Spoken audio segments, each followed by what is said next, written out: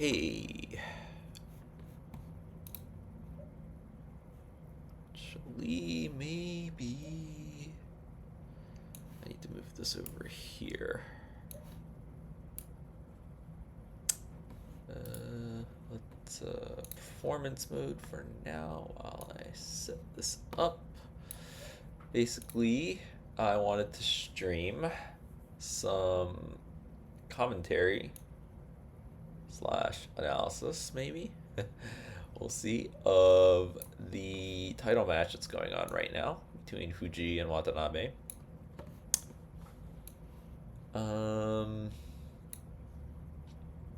Because I saw that the game is going into a line that I know by pure, I would say, coincidence.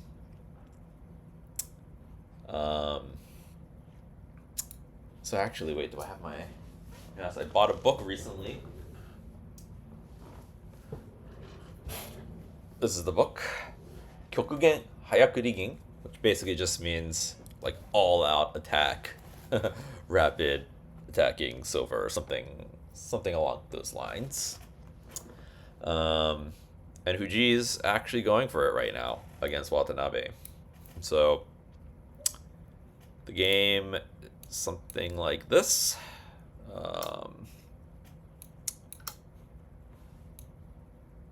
And right now Watanabe looks like he's going for Gangi as his counter. I don't know if these were the exact moves, but it'll definitely at the very least transpose into what he went for. Yeah, wait, right? Yep. So something like this is where we're at, and this is the current position. So, like I said, I have the book, and this position is actually in the book exactly. The idea with the opening,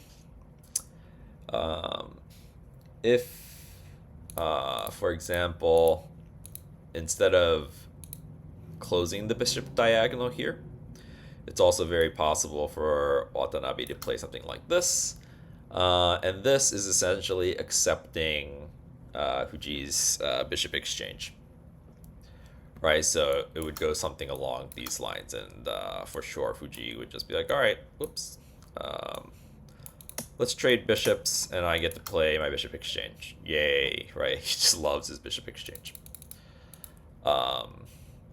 But actually, even as Fujii here, you have the option to play this move, which Fujii played in the game in a different variation. But basically, the idea here is, I'm not going to bishop exchange. I'm going to keep the bishop diagonal open. You're not going to trade and initiate the trade because you already moved your bishop, and so that would essentially be like a 2-turn loss bishop exchange, which a professional player would, I think, almost never play. Some would, or some. And when I say some, I don't mean like professional players aren't going to do it just on principle, really, and probably high-level players probably wouldn't do it either. But I do have people do it against me when I play this. But yeah, again, just as like a sample line, the idea is you just kind of like blitz out your silver and you're attacking. Right, that's the basic idea behind this opening. And maybe it goes something like this. And maybe I can kind of like dive deeper into some of the lines because usually these title matches move pretty slow. And I see Watanabe still hasn't made his next move. But this is like an interesting line. And then from here, okay, like, does he retreat? Does he take the side pawn? Does he close the bishop diagonal? And there's a bunch of different variations here. But the line is very aggressive. And there's lots of cool lines. And it's kind of all in the book. Now, oh, he made a move, and it's a little bit strange. Interesting. Now, Watanabe decided he's going to close this bishop diagonal essentially right away. Or maybe, again, I'm not sure. Like, the move order might be slightly different. I would have to go back and check. But Fujii is kind of like going for this structure right away, right? Um, and one of the key ideas in the book is when your opponent closes the bishop diagonal, you want to bring your bishop up instead of keeping it open and down here. Now, part of that is because when they come here, you need to defend. When they don't close the bishop diagonal, you don't need to bring your bishop up, because when they start attacking over here, you don't actually need to defend it. You can kind of just bring your gold over. That defends everything fine, and then at some point you're going to go ahead and initiate the bishop exchange yourself. So if you're going to be initiating the bishop exchange from your side, you don't really want to waste a move bringing your bishop up to 7-7. That's kind of the idea. But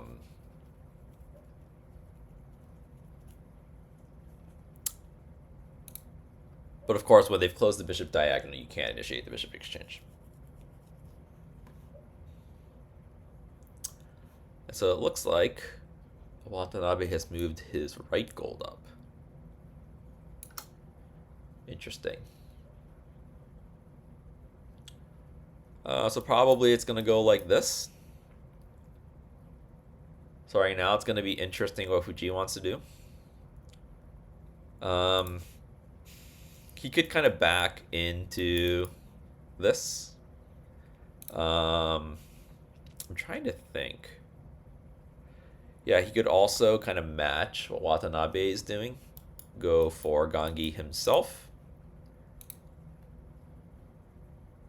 And he could also just go for an attack. Now, in the other variations where the bishop diagonal is still open, you can really get your silver going and attack very early. If you try and do it now, let's say something like this, you have this problem of pawn 4-5, and you end up not getting your attack if you bring the silver out too quickly. So in this variation, you need to keep your silver down here on 3-7. And the way to attack in this configuration, let's say, is actually by pushing the pawn to 3-5 first. Now you probably want to make like some sort of castling, like maybe you just want to get the king to 6-8 first. You could also go something like this first, and then try and get your king over here. There's like a bunch of different formations and ideas. But the main idea is before you start attacking, you want to move your king out of the way, because I guess I'll just show this really quickly, which is there's a very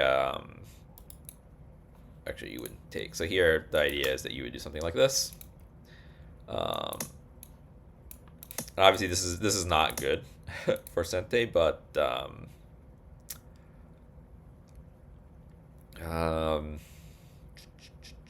I'm just trying to, like, you know, show kind of a line. Yeah, here we go. There's just like a very famous king rook fork that happens in a lot of these types of lines. Whether it's in this variation or it's more like, I don't know, here or something. I guess it doesn't quite work in this situation because we're not trading this bishop. But yeah, like it's just well known, like when your opponents are going for like this this silver attack. It's called hayakurigin in Japanese. I'm not 100% sure how that translates to English, but it's like rapid something. Like you're getting your silver rapidly up the board. That you can trade bishops, and when the rook comes up, there's this fork. So it's a very common idea to get your king out of the way first. Okay, oops. So we have another move. Let's back it up because I invented some moves for them. Right Okay, so he didn't move the silver up. Instead, he went ahead and moved the kings. Let's go ahead, make the main line.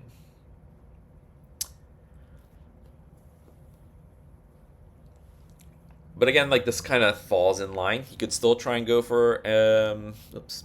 He could still try and go for something aggressive with the silver. He's just kind of getting the king out of the way, but it seems a little bit less likely that he's kind of going to go for this all-out attack at this point, which is a little bit disappointing.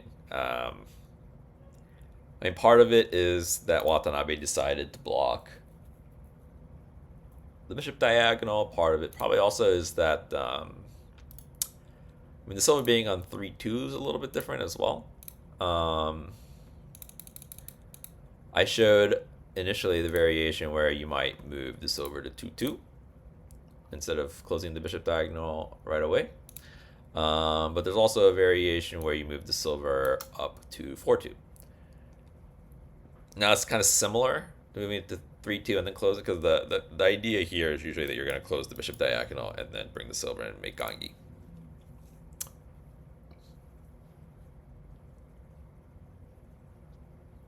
And again, you know, you can do something like this.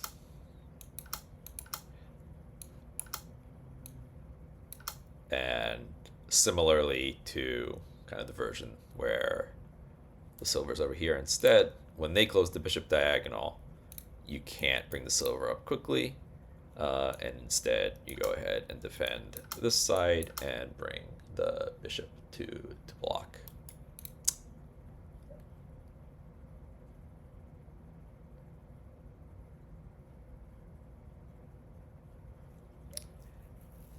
And then from there, yeah, it's like, okay, let's say they want to go into gangi or something. Okay, let's go ahead. Let me think here. Yeah, let's go ahead and, like, okay, get our king out of the way to avoid those forks. And then our opponent might continue castling. And again, you don't bring your silver first because of this. If you want to attack, and like technically you could attack right away, but maybe it's a little bit safer. Okay, like you can wait one more move. And you want to go ahead and kind of push this pawn first. Idea being, they retake, then you can bring the silver out. Because if they push the pawn, you can take. And now you're in business here.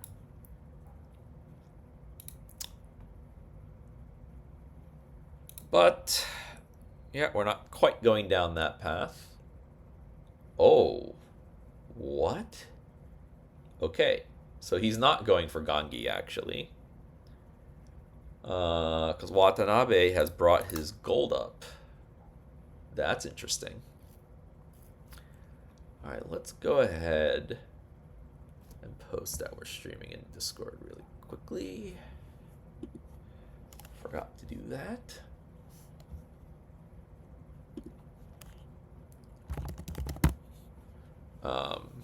That's really interesting.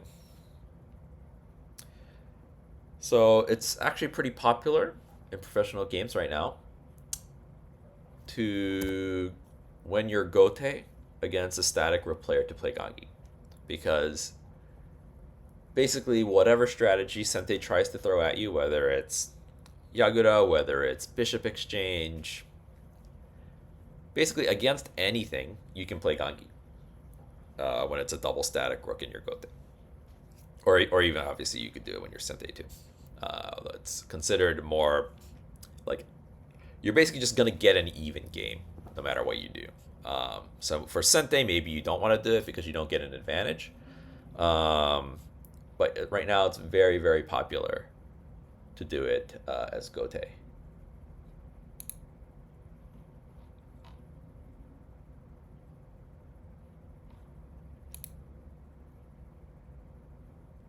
I did just post my. I also just published a video which I posted in the promotion channel, so maybe maybe not quite the timing to post that I'm streaming as well. But you know what?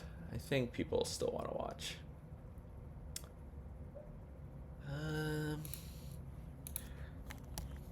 Here we go.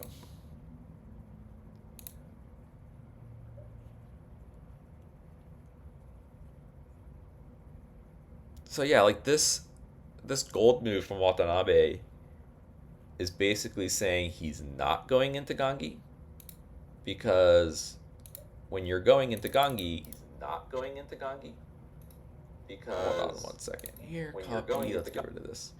Yeah, when you're going into Gangi, you want the silver here, right? And so he's already moved his gold there. So the silver can't go there. So this is Yagura, right? So he's gonna end up doing something like this, probably. I mean, technically it's left Mino, and there are some static rook strategy where you kind of just leave it and left Mino. But usually when you go left Mino, it's because you want to attack yourself, like a fast attack or something. But I don't know, maybe he's gonna start doing stuff over here and leave it at left Mino. But yeah, I think even when you go left Mino, I don't think you bring the gold up here. So this feels like Yagura to me.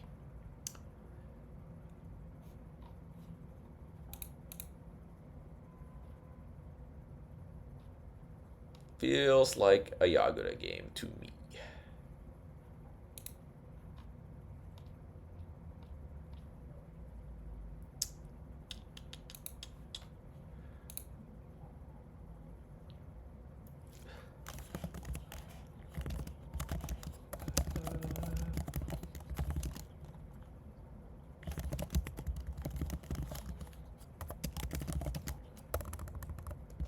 The Fujii Watanabe match.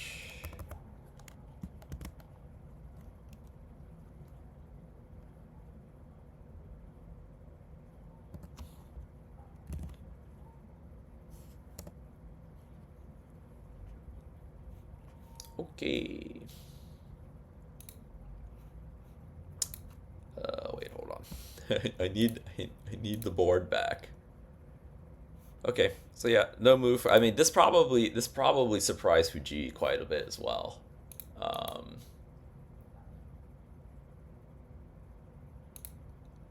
Because again, it's just so popular to go for Gangi right now as Gote, and I'm sure when he saw the opening, Fujii was thinking that's what was going to happen.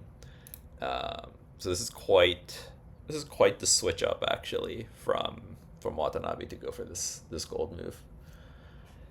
I really don't see this that much. I never see this in my games, really. When people go for Yagura in this type of opening, they almost always go this way. And they don't block this either. So they usually go for something, okay, let's roll it back. They go here. Except saying, okay, fine. They're fine playing a bishop exchange. Obviously, Watanabe didn't want to do that against Fujii's Sente bishop exchange. And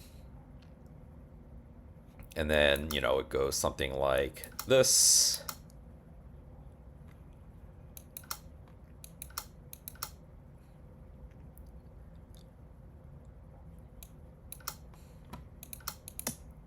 And like, a lot of my games go like this, and then something, maybe they'll like just do this.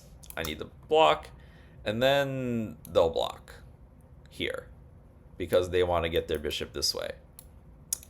Or like they'll end up caving and like exchanging bishops, right? But a lot of the time, even if it's some sort of Yagura game, it ends up being like a different variation than exactly how Watanabe got there, and they usually don't bring the gold all the way up. It stays lower, and also part of it is that they don't have time to bring the gold all the way up because I'm doing a rapid attack. Fujii kind of took it easy.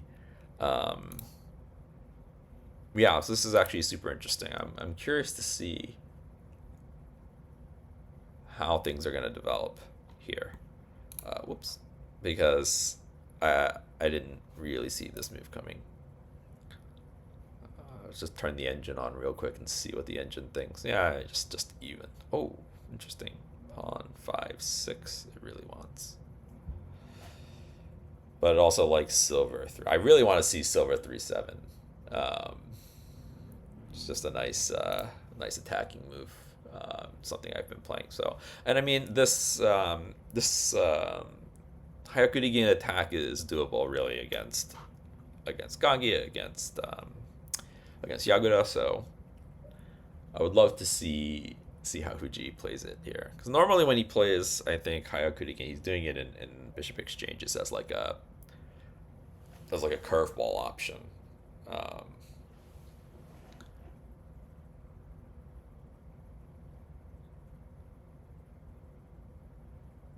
and it's also possible he kind of just backs into this. This is kind of like the standard way, I guess, to play this. I guess alternative. Well, no, he's already brought his bishop up.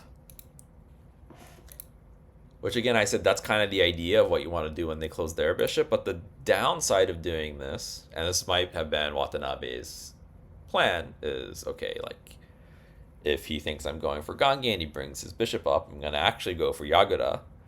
And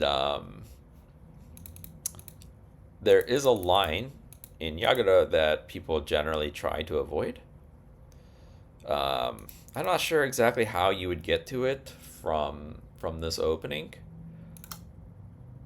But maybe in a different opening, let's say if we get to it kind of in this fashion, it's possible to do something like this with a rapid attack. Say, yeah, like, okay, he's making Yagura.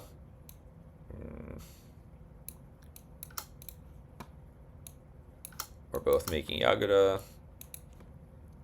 Oops. But there's a rapid attacking variation where you're kind of doing this. This is also a strategy that I like playing quite a bit.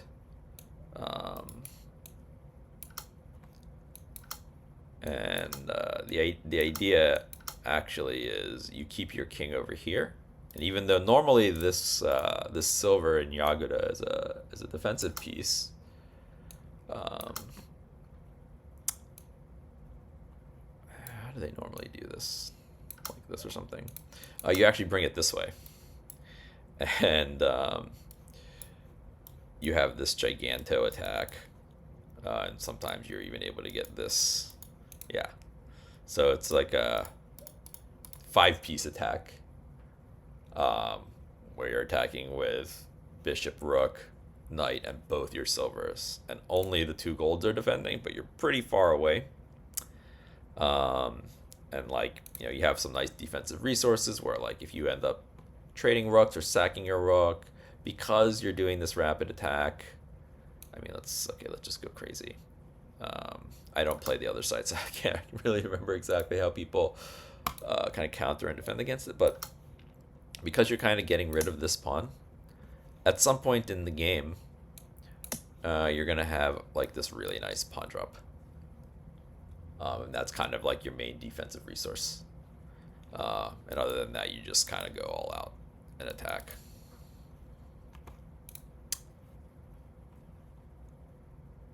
So maybe this this move order from Watanabe forcing the bishop up, obviously now I can't do that.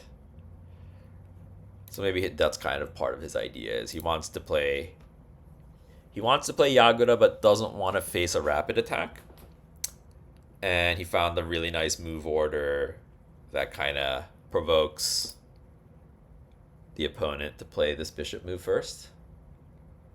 And that ends up forcing the opponent to play a slower Yagura game themselves, or maybe like a rapid attack, but not that rapid attack, because that is a scary attack to go up against, a very fun attack to play. And I actually have a book on that opening as well. And the book that I have on that opening is actually written by a childhood friend of mine who is now a professional shogi player. And I think that opening got me to Shodan like years and years ago.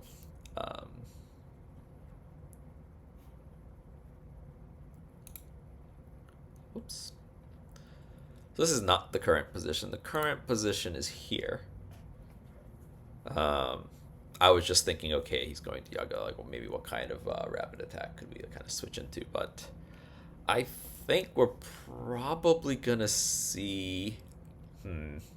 It's either gonna be a slow Yaguda game,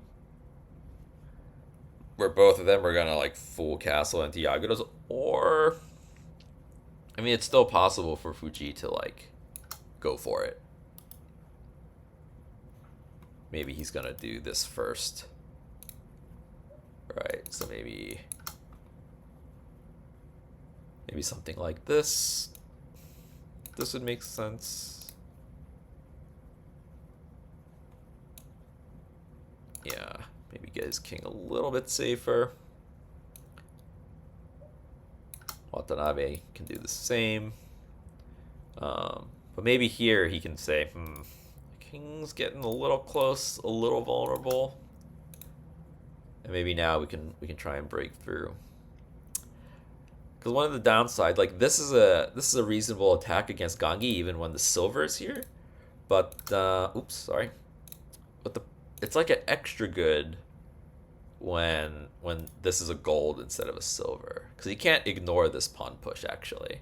Because if you ignore this pawn push, let's say okay, we want a castle. Then we get this, and geez, if you take with the gold can't go back, right? So if this is Gangi and it's a silver, you can actually ignore it once, take, and then if they attack the silver, you can kind of just go back. But in this case, because it's a gold, you really can't ignore it. I wonder which way he would go here.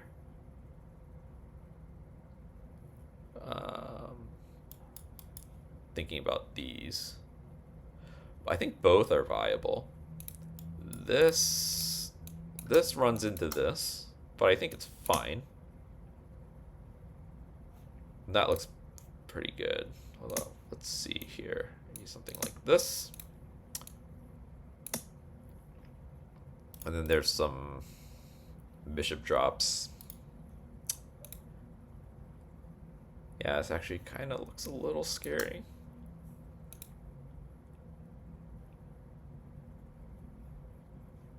I think you would have to do this for now. Yeah, maybe it's a little early to go for this attack. Not sure. Now, there are some lines in this type of game where you ignore this bishop drop and go for a counter. But not quite fast enough here. But usually it's something like you block. But again, this pawn's already here. Usually the pawns in these types of lines are still back here. But maybe this works. Something like this. Probably not. If we had another pawn, it would be really nice.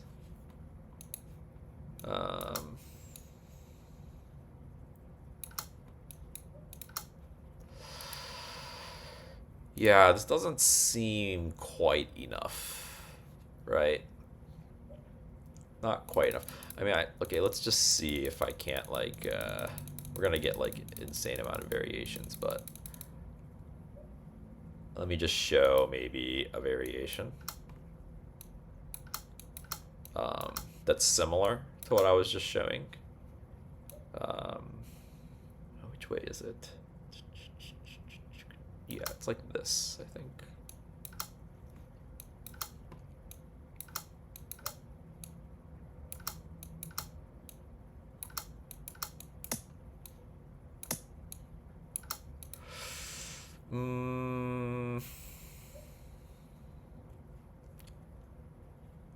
What was I trying to show again?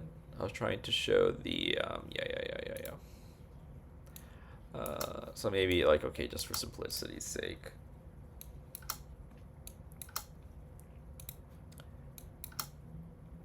Something like this, I think.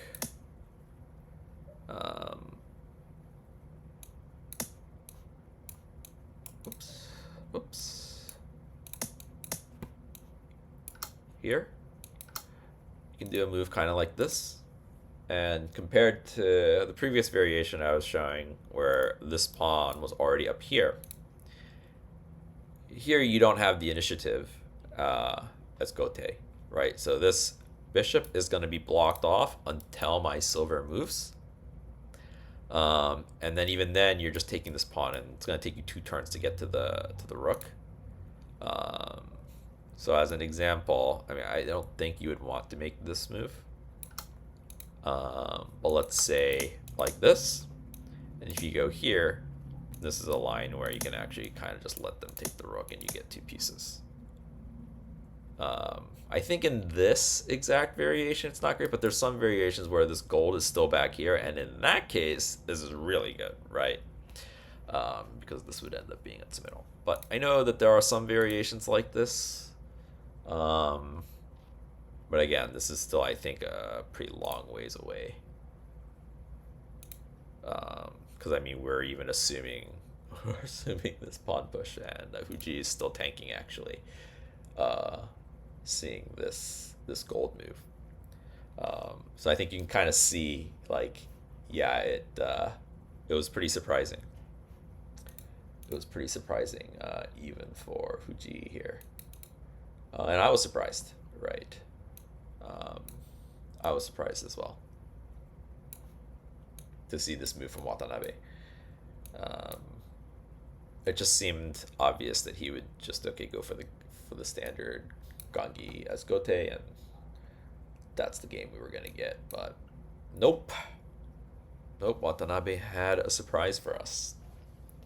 It's an interesting fact, actually. Watanabe's had, like, I don't know, in like the 40s, I think, of title match challenges, like, or title match participations, I think is technically how you would count it.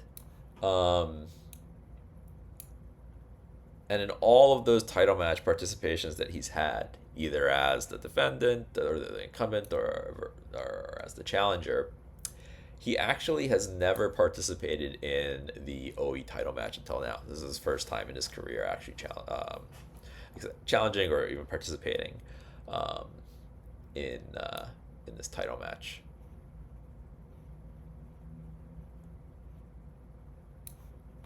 Let's do it like that.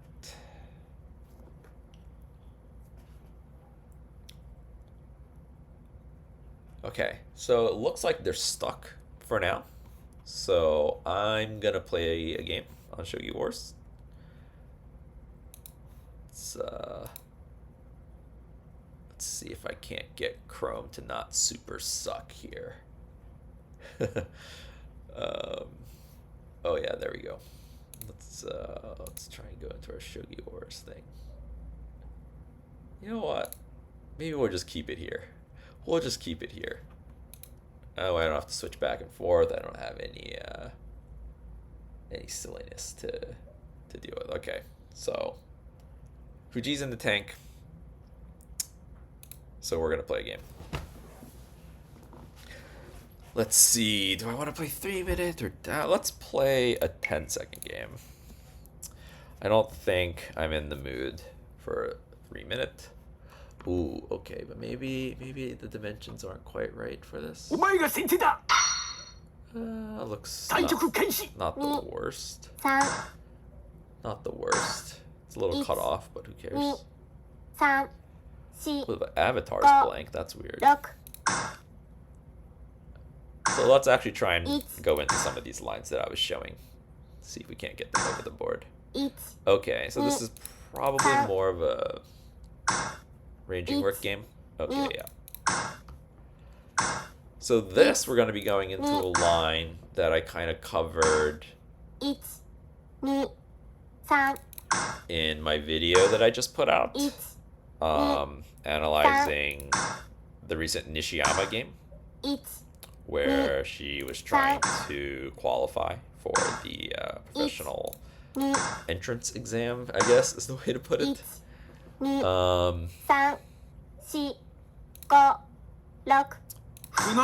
Where this structure essentially got played. 3、4、1、2、3、 Okay. Oh. 1、2、3、 No, I cannot yet. 5、 So I'm waiting for a couple moves. I want to push this pawn here. Okay, he didn't do it. 4、5、6、7、8、 So I wanted to see. Oh, yeah, no, I can't do it now either. 4、5、6、7、8、9、 So I wanted to push this pawn, but I either needed the silver to come up, or I needed them to be pushed some of these pawns before. 2、3、 Can I do it now, or do I even 5、 want to? 6、7、8、 I'm gonna wait. I'm gonna kind of finish developing my shape over here. The idea here is, yeah, okay, if he pushes this, I can bring the bishop back, and then I can bring my rook down. And we can attack from this side, actually, 3、 if we 4、 want. 5、6、7、 Interesting. 1、2、 Okay, so we're gonna take, drop again. 1、1、2、 Okay, now we're safe on this side. 1、 Ooh. 2、3、4、5、6、7、 Okay. 1、2、3、4、5、6、7、8、 So you drop this bishop all the way back, and it's actually defending here, which is kind of nice. 1、2、3、4、 Yeah, it's defending over here too. It's kind of annoying. 7、8、 Let's do this to prep in case we want to bring the rook. 1、2、3、4、5、 Okay. And he's like doing a ooh. 1、 Ooh. Ah, 3、 I see. 4、5、6、7、8、 He's gonna go here now. Do I bring the gold up? 3、4、5、6、7、8、 9。 I'm just gonna go back. He needs to back up. Then I can just drop my pawn here. 2、 Okay, he's gonna take here, but I was just planning on dropping this pawn back down here again anyway. Defending. The idea is, okay, I just want to lock everything down on this side of the board and attack on this side of the board. This is my idea. 4、5、 Bring the rook.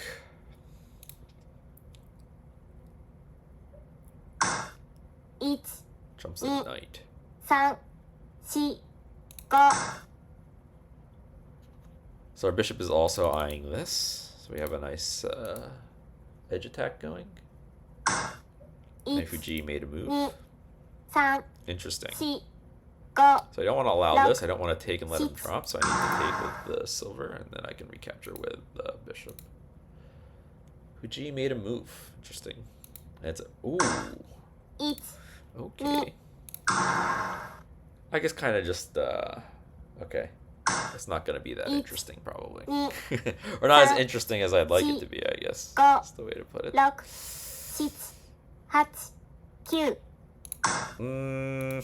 I'm not sure. It's possible I was supposed to just go and take, because yeah, this is a little bit scary now. 3、 I think I need to like drop my bishop back here, or sorry, it's 7、8、 silver. 9。 Silver. 1、2、3、 Really? 4、5、6、7、8、 9。 So he's kind of just like poking at me with all his pawns, and I'm just taking them and hoping that he doesn't have like a really nice attack. 3、4、5、 Is basically how this game is going right now. 8。 Okay, I guess he wants to take here. No. 1、2、3。 Oh, That's nice. 5、6、7、8、9。 So he's forking my 2 silvers. That was really nice. That was really nice. But the idea... 1、2、I want to try and get a counterattack. 5、6、My pawn's still back here, though, which is... 3、4、5、pawn, 6、 pawn. 7、8、9。 Okay. 1、2、3、4、5、6、7、8、9。 Ugh. This looks rough right now. 1、2、3、4。 1、2、3、4、5、6。 It's gonna take...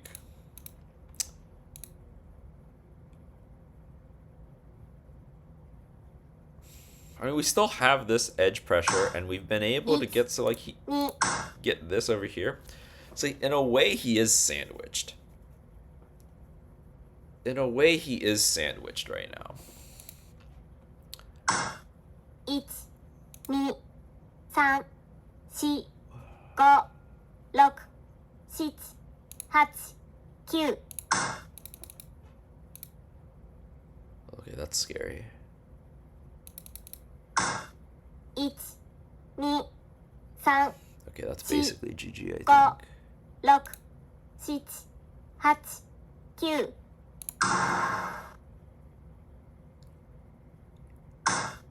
1、 Yeah, that's GG. お前の Ooh, that 負 was けだ。 nice. That was really nice. That was nice. Really nice sequence of attacking moves. Okay, so in the game, Fujii made a move. Now what Fujii has done here is that he has jumped his knight. Okay, let's make this the main line. That is really interesting. Now, I don't think he's trying to attack like this, right? I think this is going to basically transpose into like this, which is similar to a lot of his bishop exchange games, except they didn't exchange bishops. It's basically just gonna turn into that, I think. Yeah.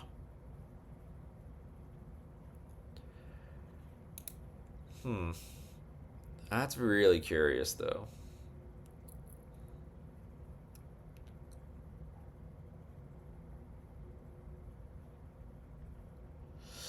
Alright, let's turn on Engine Sensei and see what Engine Sensei thinks about it. About the same. Let's move it back one move. So it wasn't in Engine Sensei's top 3 moves that it wanted to play.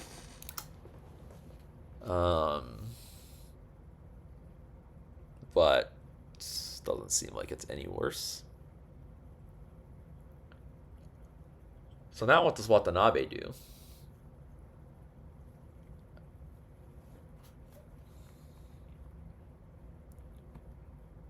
Now what would Watanabe do? Seeing this. Seeing this, if I'm Watanabe, I'm assuming he's trying to do this with his silver. So if he's trying to bring his silver, that probably means he's also going to do this and go into Gangi.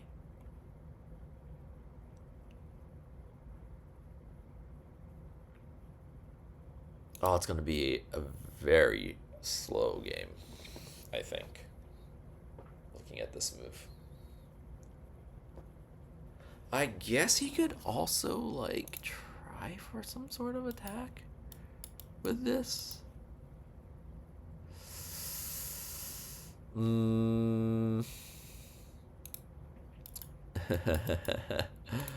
um,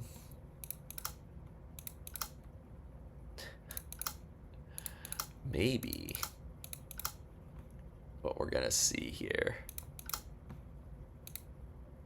Bang! Migi Shikembisha incoming, maybe. Maybe that's his idea. Maybe that's his idea. Now, I doubt it, because he already pushed this pawn. Usually when you go Migi Shikembisha, you want your pawn back here, so that you have a spot to jump your knight to. But it's possible, I guess. It's still playable. It's just not ideal, I guess. Is the way to put it.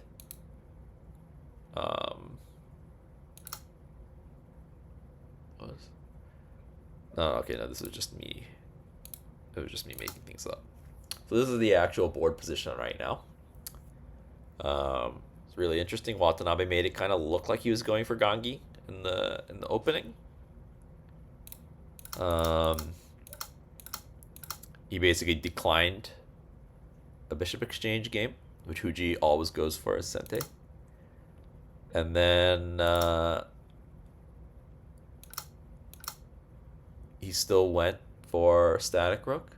So when you decline the bishop exchange and by blocking the bishop diagonal and still go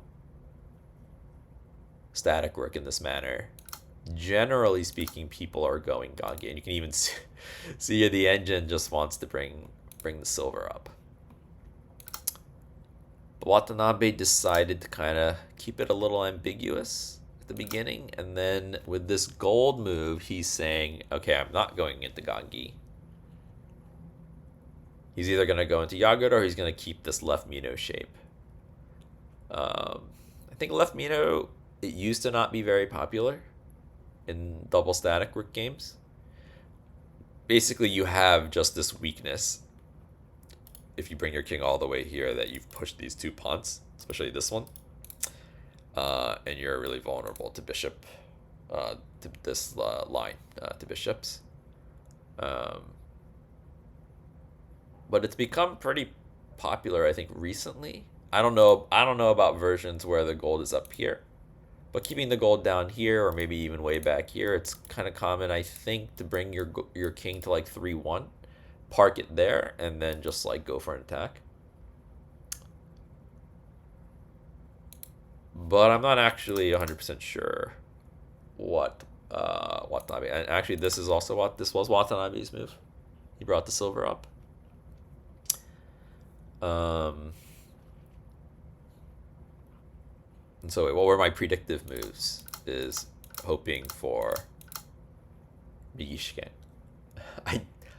I very much so doubt that we're gonna see Fujii go for this, but that would be fun and really surprising. I don't think I've seen Fujii play that ever.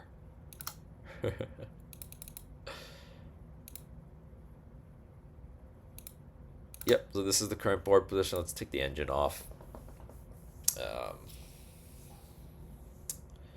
Maybe I should have another layout for these types of streams. What is this? Skipped frames. Unfortunate.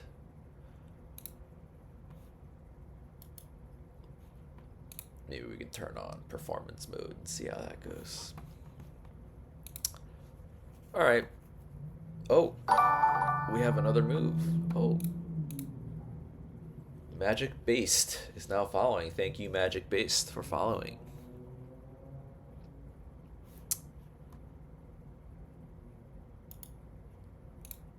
Okay, back to performance mode. Because my browser is slowing down now. The computer that I bought, that I'm streaming on, was not bought for streaming purposes, but then it just kind of so happened that I started doing some streaming with it, so I think it's not super powerful to handle it, but we'll get by. So there was a move made, if my browser stops dying, and Fujii Come on. You can do it. You can do it, Google Chrome. Basically, Fujii also is going for Mino, or left Mino, which is very interesting. Double left Mino. Not very common. What is this? Why is it taking so long?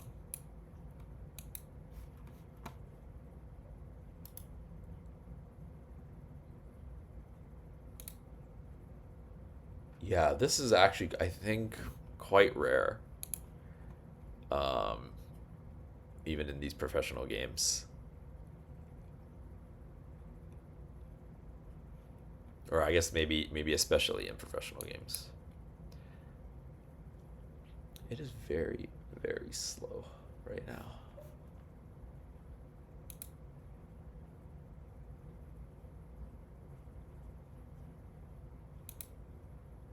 Even in performance mode, it is very slow. Maybe that's the frame skipping problem that I was having earlier, but hopefully we can ride it out. Because I'm trying to make this move and it still won't let me.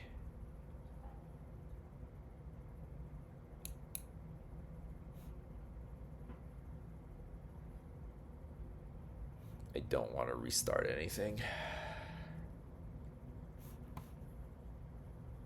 Reconnecting?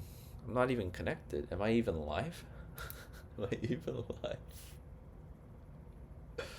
Oh, all of my browsers are just like super, super dead.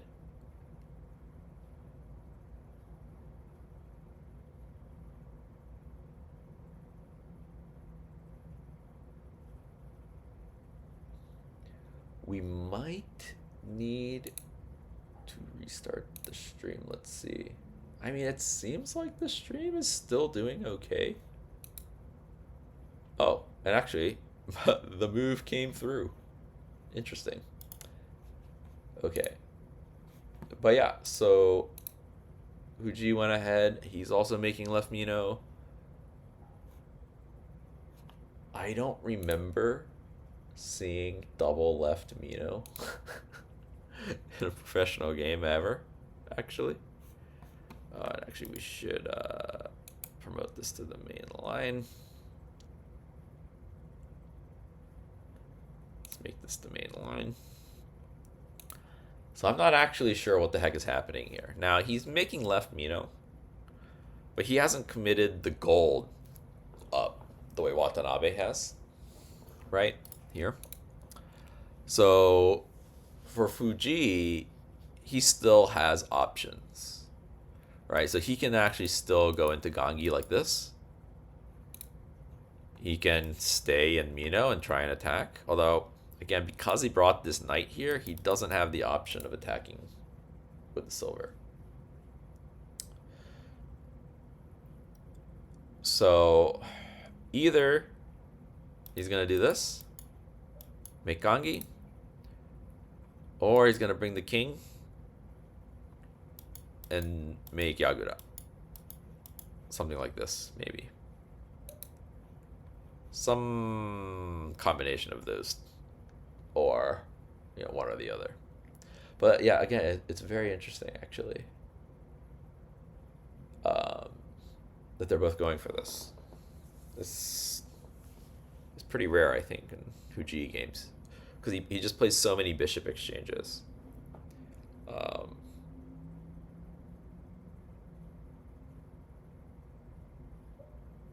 But maybe he's going to go into Gangi in this game. That'll be exciting. I do like myself some Gangi as well.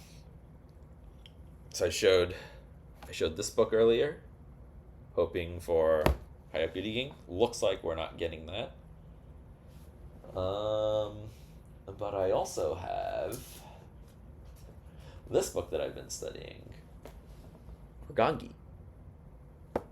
So we'll see if we see this instead.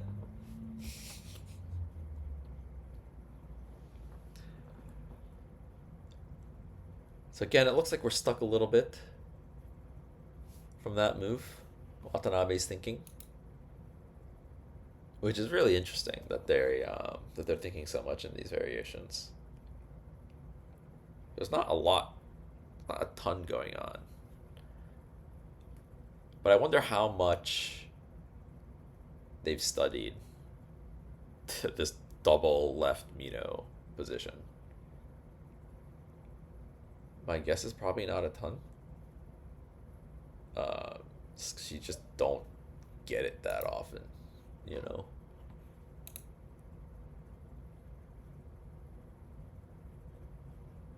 So these pro players, you know, when they're prepping for games,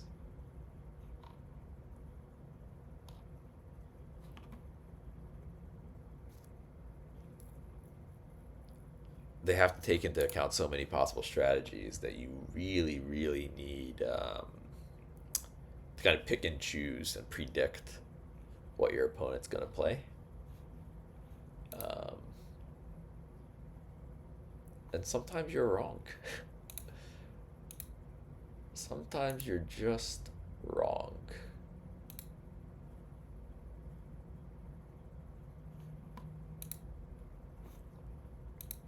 And it does hurt when you don't actually understand the position that you get into. It happens to me sometimes when I'm playing as well. Well, last time I played a game, we got a move. So maybe we should try that again.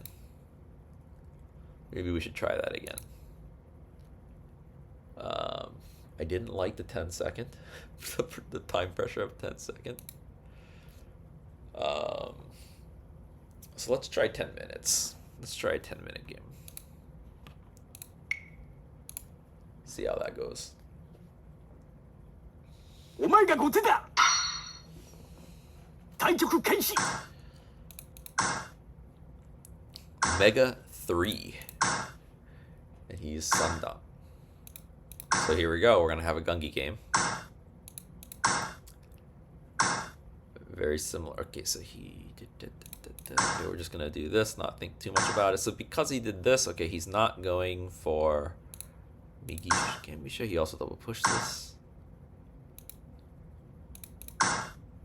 You need to set up a counter attack. Interesting. Instantly just brings up. Huh. Okay, we're gonna chill a little bit. Set up the attack. Ooh. So he doesn't want me to push this. Interesting. Okay. I don't want him to come here. I'm completely fine with this.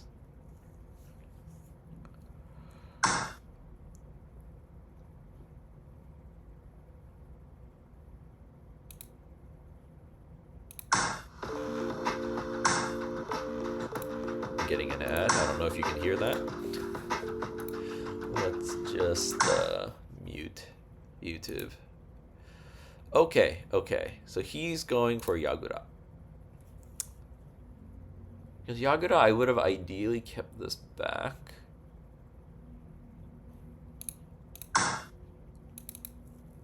But against Yagura, ideally we get into Migishiki actually. So for me to get into Migishiken from here, I'm going to need to trade this off and get to here. But then he can drop a pawn, which is not great. So I'm trying to decide where to move my king here. You know what we're going to do? We're going to move it here for animation's sake.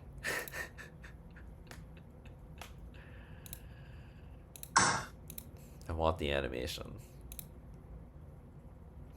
I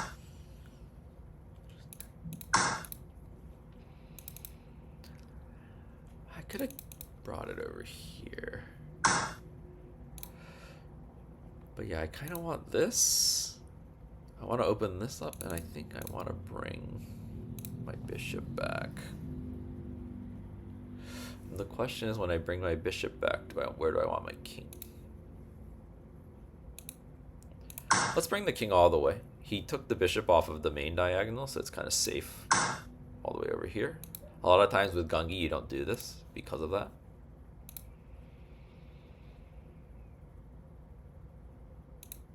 So he's not threatening this with the silver to attack here. He's doing it with this. So I'm fine with just trading this off.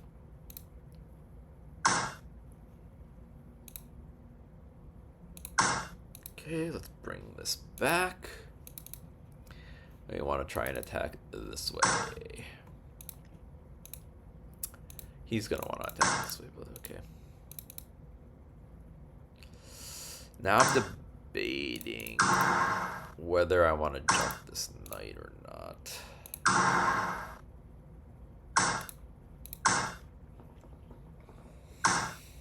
Because he's going to have an edge attack of some sort. So we can make a horse right now. Push here and drop here. Make a horse. That looks pretty good. Let's do that.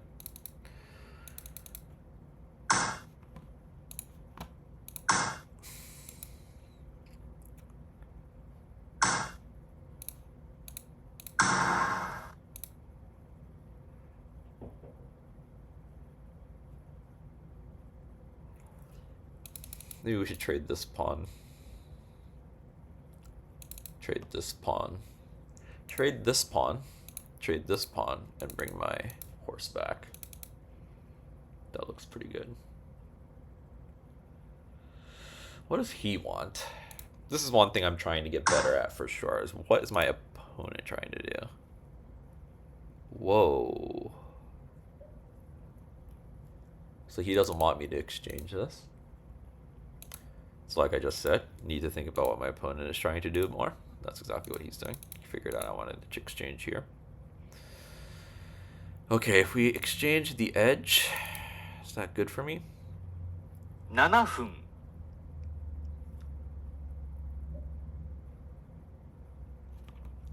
What about bringing the rook around? Here, here, here. That looks good now, actually, no? Here, here, here. If he drops the pawn, we go here. Take, take. Can he prevent? So if I bring here and that happens and he drops the bishop, is that good? Go here, he promotes. So maybe I bring this back one. Can also bring the knight. It looks less likely that he's going to go for an edge attack. What is this? Wait, what if I just take? Take, take. No, not yet. Edge attack, bring the rook. Can't do this. So here, here, here, here, here, here, here. Bishop drop is kind of annoying in all of these lines. Here, here, this way takes this. If I had another pawn, I could go pawn, pawn, pawn. Here, here, here. Pawn, take, maybe. I think I need to go here, actually. I can't break through this. This might be bad, though. I don't know, bishop here looks fine for me. Okay. So what I'm thinking is we push. Yeah.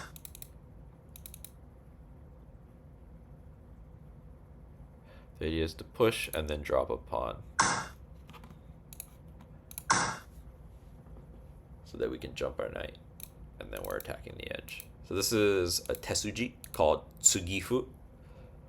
Tsugi means next. This is kind of, or like maybe even like connecting. It's a better like direct translation. But the idea is we brought his pawn forward and we're gonna bring his pawn forward again with this pawn drop. That allows us to kind of like get our pieces in the game. So here the idea is we're dropping this so that we can jump the knight. And it's pairing with this lance to attack the edge here. Whew. So what he's saying is he's gonna push this pawn next. 5分 Now the good news is my rook doesn't need to actually be here. So he's threatening this pawn push. I can take it if I move my rook here, because then he can't get in with this bishop. And then this bishop is really sad. So I think we just do this. And this pawn. Oh, wait, but the pawn push I take, he just drops another pawn. Maybe. I didn't read that all the way through. Push the pawn. Yeah, I can't take it, actually. Because if he drops another pawn... Well, hold on. Pawn. I take. Pawn.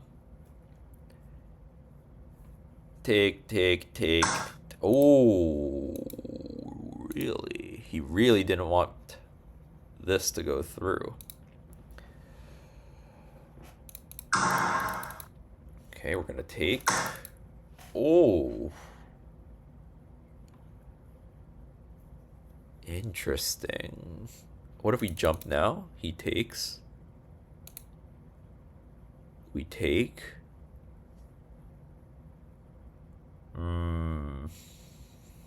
Pawn somewhere. Like a pawn drop here is kind of interesting, too.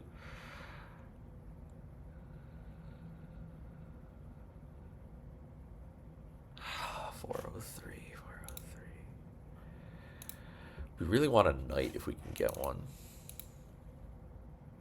So here, take. Okay, let's try and get a knight and drop it over here. This is the plan. I don't know if he's... Oh, he went back.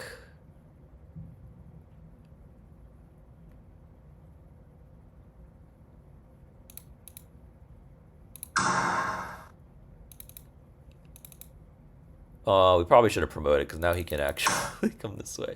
Okay.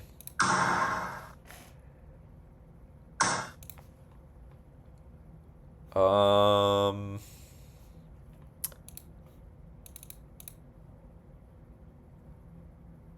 don't want to move this, right? Because then push and this. The issue is that he can drop a lance here after I do this, but I think it's okay. I think we let him drop the lance. We give up the horse. We double trade, and then like we have the knight drop here, and we have this gigantic attack over here. So I'm okay with this. I could be wrong, but yeah, we can look it up later. There has been progress in the match, but it's not interesting progress. Ooh. Okay, so if I drop the knight, he's gonna get 2 pieces, which I don't want. He's gonna promote. He can promote now, but 3分 this looks scary, no?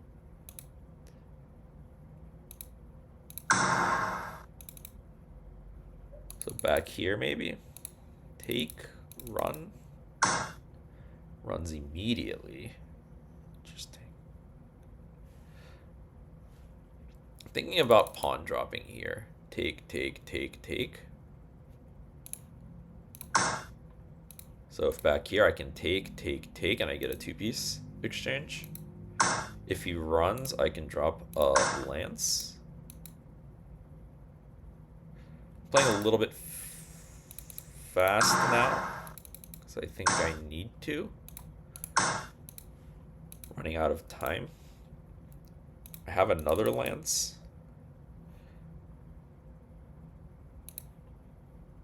So I'm pretty sure we're winning here. We're maybe down on material, but like his king is in a lot of trouble. We have a gold drop here to hit this rook and kind of get some influence on the left side. I want to ignore that for sure.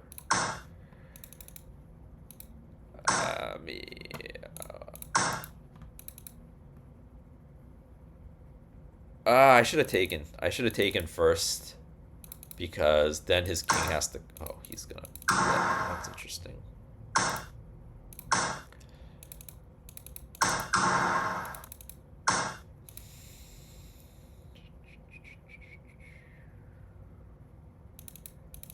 So I'm thinking of like silver drop, gold drop. Thinking, how can I get this in? Maybe a promotion. If I drop from the top, he's just gonna run. So I don't want to do that. Gold drop now. It's a little far away.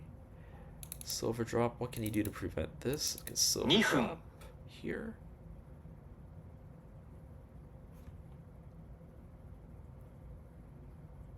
This is like a really important point in the game. I think I need something like this. I want a gold drop here. If he goes back, we can come up with silver. We can't bring the rook. We can bring it here. We can go here and then bring here. He defends.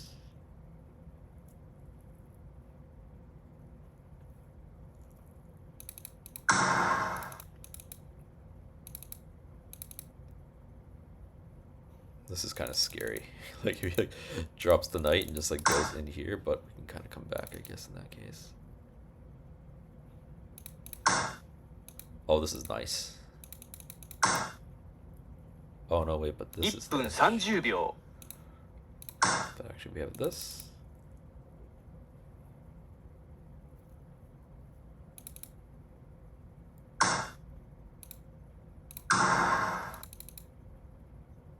And he's gonna need to do something here probably. Take. But here it blocks the influence on this side. So like I can even like go here, make him drop something here, and then come back and then try and open all of this up. How do we prevent him from going here? We need like a silver drop in here or something. Pawn is also interesting.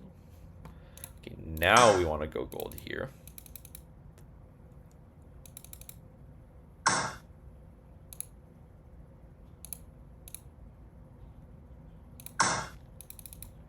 Okay, there's a threat here.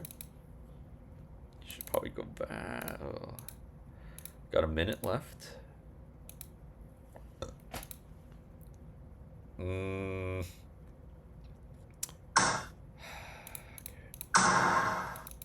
Promote. Probably gonna take here, I guess. Yeah. Okay, we're making a way for our rook.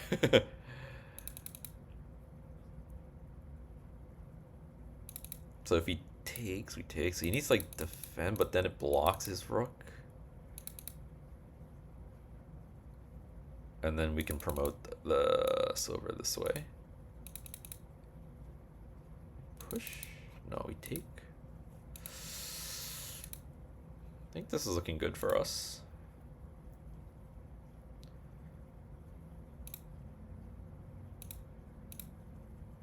I think this is looking good for us.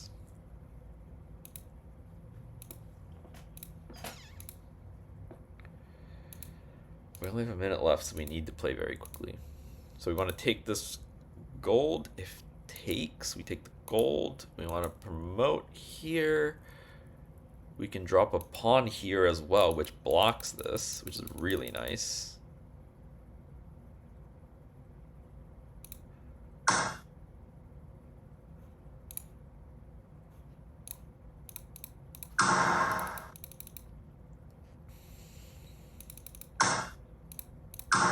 This is threat mate, and gold takes.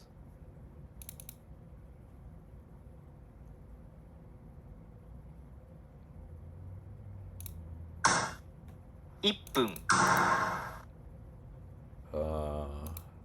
He's threatening to take. I don't want to give him extra pieces.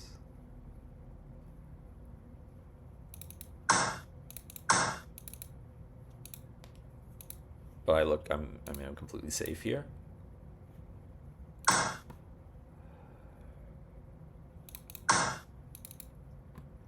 He can't even check me now. Okay, I lied.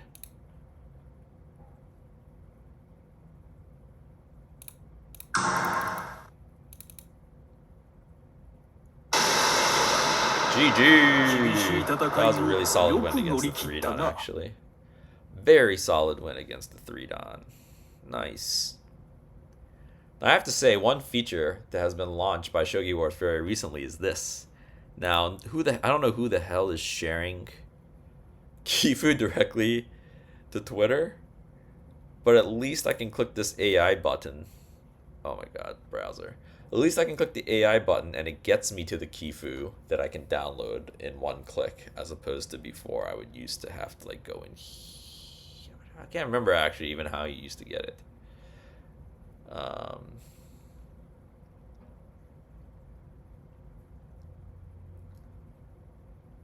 But yeah, that's really nice.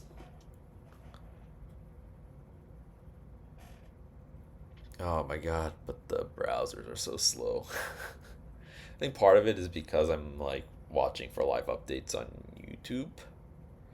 Maybe I should try going to the Shogi Live thing, because it'll take up less bandwidth or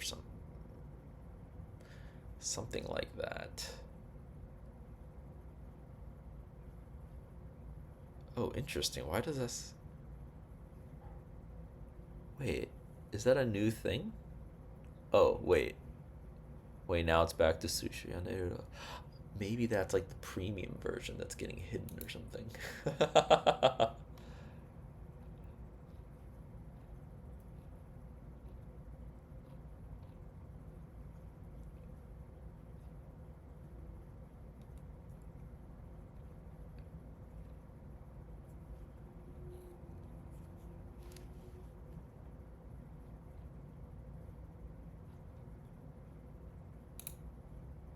Yeah, let's try that. Okay.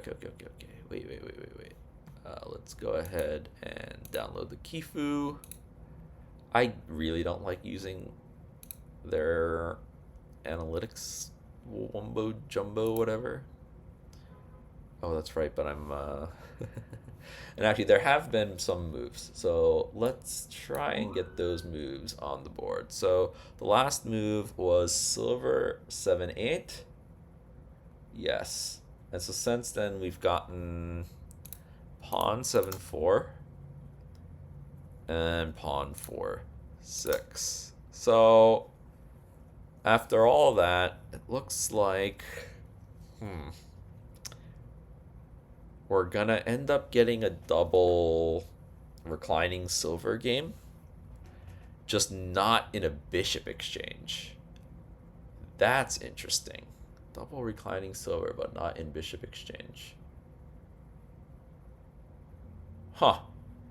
That's curious. I wonder how much that's been played. So obviously Fujii's like go-to strategy is reclining silver bishop exchange. But given how this is turning out, it looks like what's going to happen is he's going to jump the knight. We're going to do something like this. He's going to go here, and he's going to try and get this over to here, and we're going to get this reclining silver game, double reclining silver. It's just, except with bishops on the board. So that's kind of an interesting idea, if that's what Watanabe wants to go for.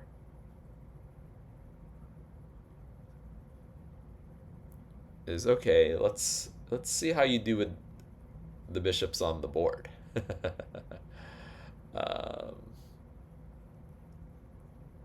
Instead of having them exchanged.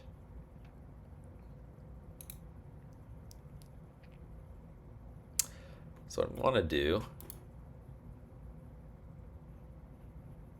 is open a new tab. Yeah, with an analysis board. Let's see if we can't analyze my game really quickly while we're waiting for the pros to make their moves. Is this the one that I just downloaded? Mega 3, yeah, that's him. Mega 3. And actually, did we see how good he was? We did not, right? He is quite good. 54% Sundan. So legit Sundan player. Look at how many points I got for that. 5.4 percentage points. Whew. And I am in the middle of a 4-game win streak, apparently. That's nice. Okay, so we went into... Okay, flip. We went into Gangi immediately. He went into this Vanguard pawn Yagura is what I'm gonna call it. Fifth file Vanguard Yagura. And yeah, he decided to exchange the bishops here, which I don't think was in his favor. Let's see what Engine Sensei thinks. Engine Sensei just wants him to keep castling or to develop his knight or his bishop. Yeah, okay. It really doesn't like, ooh. But it wants me to take with the bishop. That's interesting. It wants me to take with the bishop, and it thinks it's significantly better. Oh, I guess we can't see the engine eval.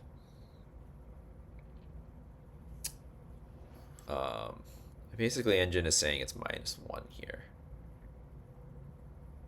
And I'm trying to think, why does it want to take with the bishop instead of the pawn? I guess when you take with the bishop, it kind of forces the bishop exchange, and it thinks that the bishop exchange is actually quite good for us. Yeah, I think that's the idea. So I'm assuming it's really going to hate when he takes this with the bishop. Wow. It just doesn't like it, yeah. So I guess the idea is when I take with the bishop here, he's going to have to block his own bishop in with this pawn because he really doesn't want to trade the bishops.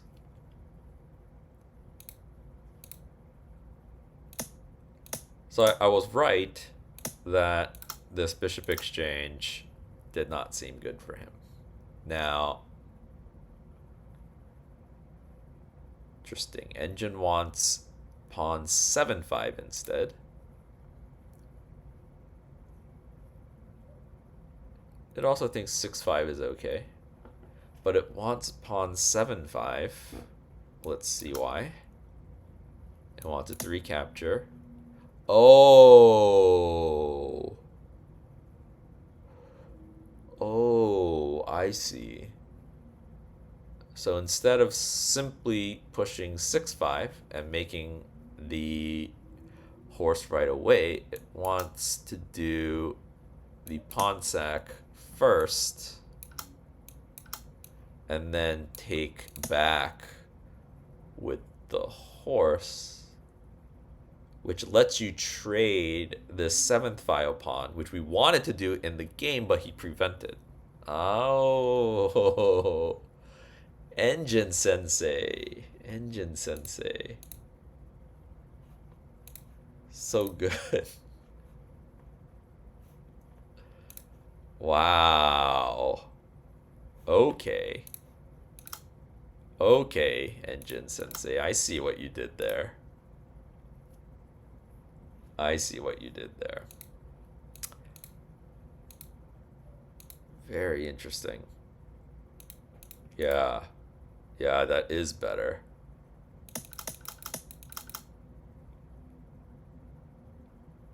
That is better. So in the actual game, we pushed 6-5, which is still okay. Oh, and he was supposed to drop on... He wasn't supposed to take here. Ah, so it wants him to drop the bishop, threatening this with this. This is what it wants. Then why... Okay, that's what it wants. Why would it not do it here? Because it thinks, okay, so obviously me getting to take this is too much. Then why wouldn't it do that here? What's wrong with this bishop drop right now? It really doesn't like allowing this pawn now. Why? Oh, wait, really? Is it going to sack it? It is. Ooh. Really? Yeah, really. Yeah, because then like all the pieces away from the king and they can't really defend the 8th file. Wait, but then why couldn't I do that in my line?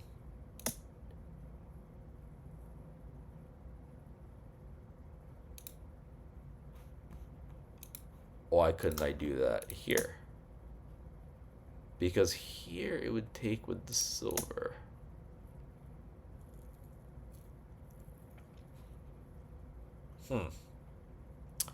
Here it would take with the silver.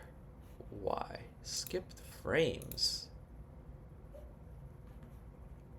40%. That's a lot.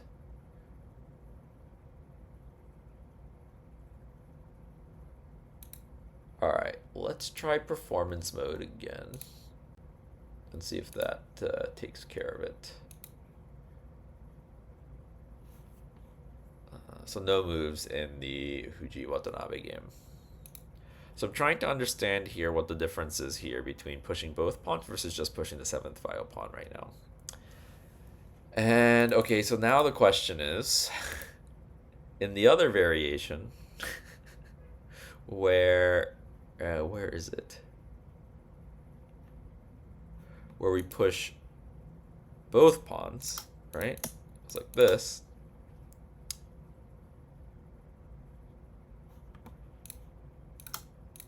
Why not take with the silver? Yeah, but this happened in the other variation as well, right?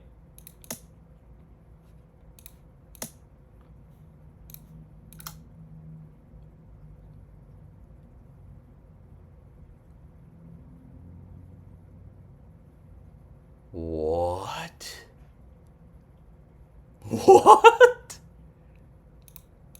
I mean, okay, I understand what it's going for, but can he just defend it?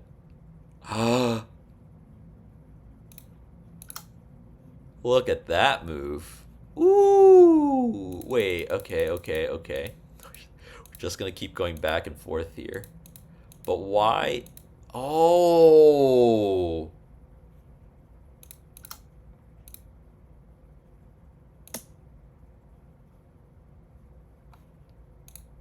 It's because in this variation,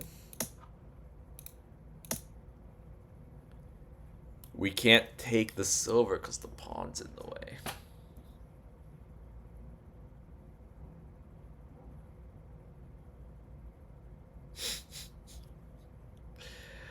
Wow.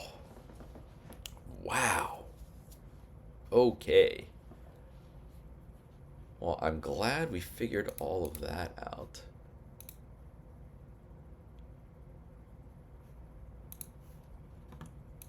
That's really nice. That was really nice. Wow. Okay. So, how can I remember that?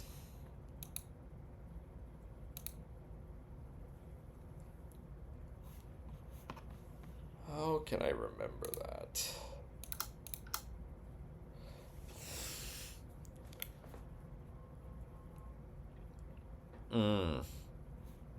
So the idea is, this is actually a very common structure that people end up getting into when they're going for Yagura in this way. Because you had your bishop here, you needed to get it out of the way, you need to get your king in before you are able to bring the gold up. So this structure, where there's silver, gold, king, and then the silver back here, it's a pretty common structure. So when they're in this structure, what we want to do is double push these pawns. And we want to do that because when we drop the bishop to try and make a horse, we can retake here, and it forces an exchange of the 7th file pawns. And in some variations, when they go for this counterattack with a bishop drop, we're going to be able to take the 6th file pawn, and whether they take with silver or gold, we can then go push the 8th file, drop the bishop, and sack it. Or potentially sack the rook and do the same idea. Very interesting. That is not something I've seen before. So, Okay, well, in the game, we decided we're just going to go ahead and make a horse. And Engine's like, okay, even game. You missed your chance. Okay, Engine approves of the edge attack.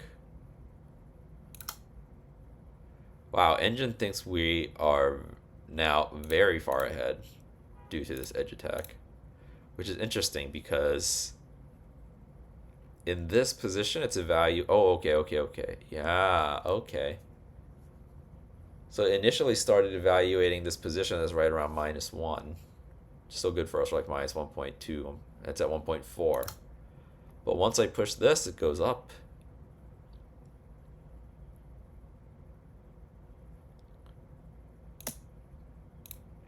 Okay, so it doesn't want to take here. It wants to initiate, it wants the opponent to counter initiate their own edge attack instead.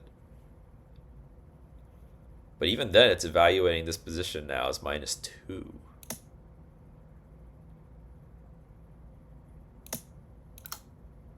And this position is -2.5. So I ended up finding the right plan.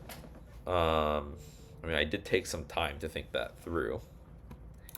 And then, yes, we found the right plan here. Yep, found the right plan here, the Tsugifu. And now they wanted either to just take or to move the gold up. And what they ended up doing was this bishop drop. And the Engine really doesn't like this bishop drop. The reason why the Engine doesn't like the bishop drop is actually because you can just take on 8-6. Actually, what did we end up doing? We ended up moving the rook. Yeah. And in moving the rook, yeah, we were we didn't want, we were scared of this, right? And so, so this is, Engine thinks this is like -3.7, and this is -4.9. So it thinks the taking is significantly better. Why?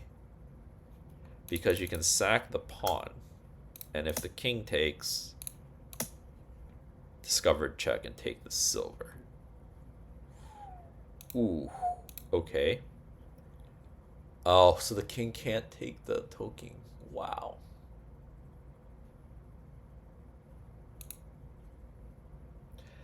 And actually, it's saying maybe sack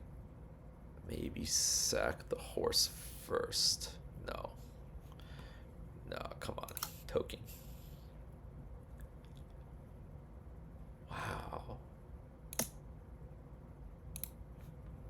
And it has to, and they have to run.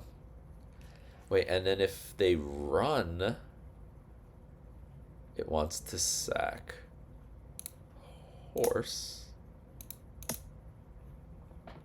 And then, ooh, okay, and then yeah. So this is actually a pretty common idea. When you're kind of trying to break through the rook file, is what I'm going to call it. Whether it's the 8th, the 2nd, depending on whether you're Gote or Sente, to essentially sack your piece here, and it gets your rook in. So like with bogeying or with hayakuriging, you'll see this type of move suggested even with like a silver, or even sometimes with a bishop, to just kind of sack this off. Yeah. Okay. This seems scary, but yeah. This is extra scary.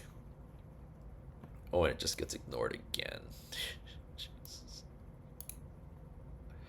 Yeah, and the silver drop is nice too. Okay, that's very cool. So here I should not have gotten scared.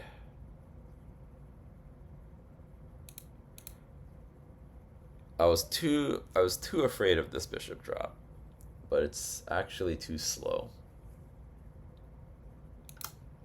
But anyway, we defended. He tried to defend. He tried to double defend. We jumped the knight. He went the opposite way, which is really weird. Hold on here.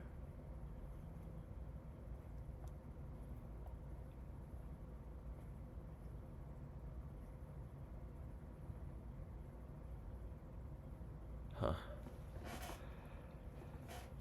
Ay. Okay. Where were we? Yeah, like, this is just so obvious. Why would you not go this way? I guess what he didn't want is some, like, discovered attack. But yeah, I mean, this just feels safe. Oh, okay, engine wants this instead. Which, yeah, okay. Makes a lot of sense. Here, and then here. Yeah. But anyway, yeah, I was really surprised that he went the other way. Because this just lets me get in.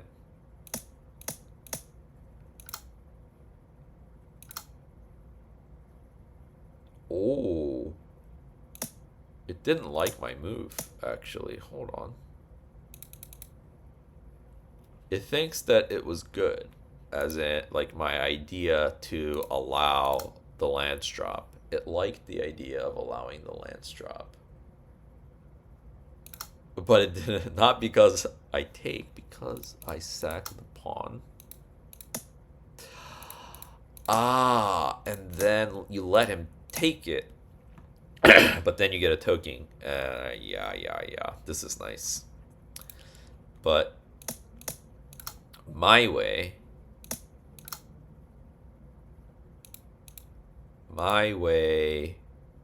Excuse me? There's like 3 moves that it thinks it's good. My way is a little bit slow and it allows a pawn drop here. Which does what? Sacks the bishop.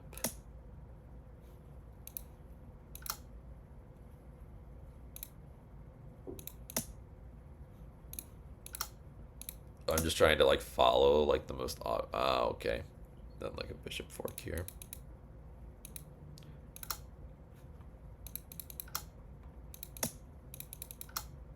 And now this is 1 turn slow and they can drop and defend.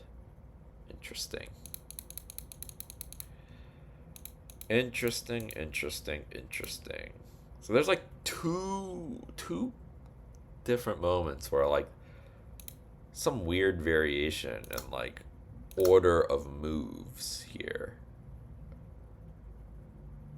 would have like guaranteed the good line to happen.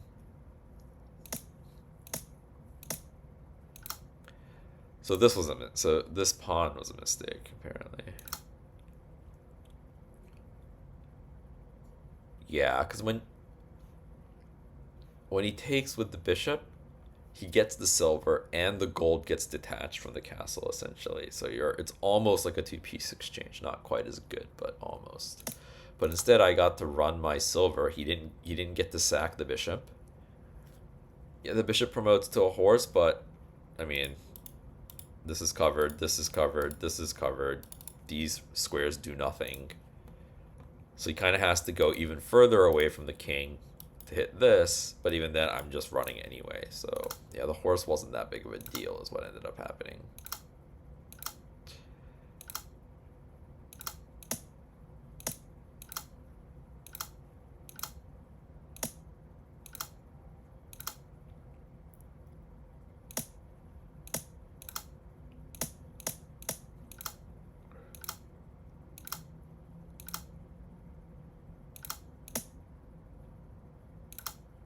And then from here, it was like just very straightforward. Whoa.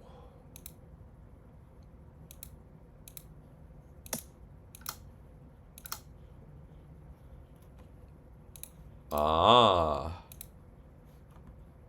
Yeah. Yeah, that's nice. Probably should have seen that.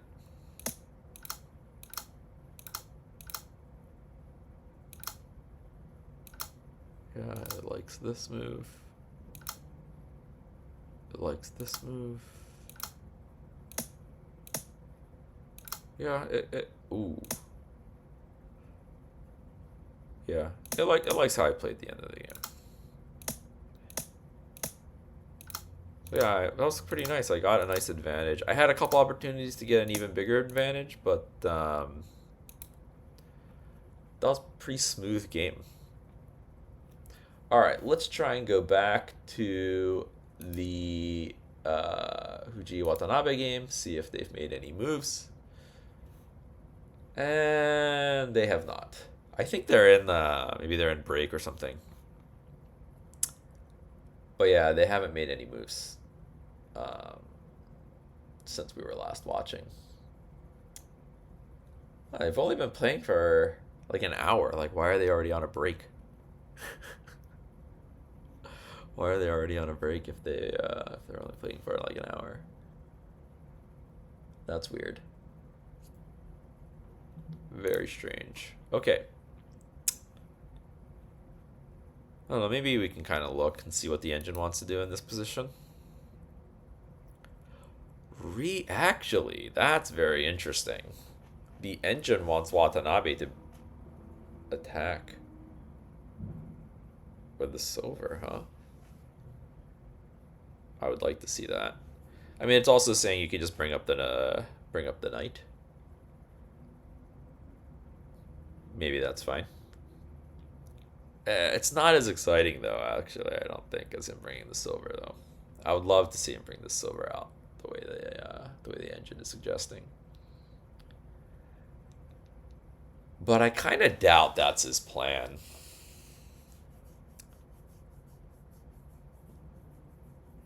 But maybe that is his plan. I don't know. All right. So that was a really nice one. Pretty strong player. I have noticed that I think I actually tend to play better on stream, at least in the 10-minute time control, because I have time, and then I end up talking through, and I end up just like completely focused on the game. Whereas when I'm playing off stream, I end up getting very distracted by other things.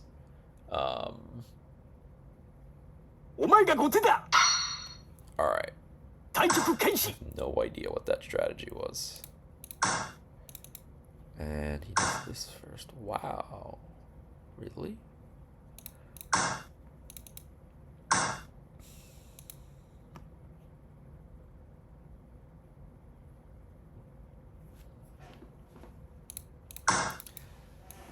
Okay.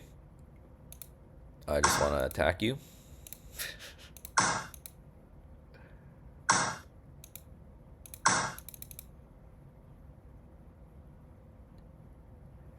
My plan is to attack because you just put 2 moves into the edge. Ooh, okay, wait. Okay, well, I know we can do this, but I know when they block the bishop diagonal, we need to defend the rook pawn push. So, because he blocked, if he pushes, we need to defend with the bishop.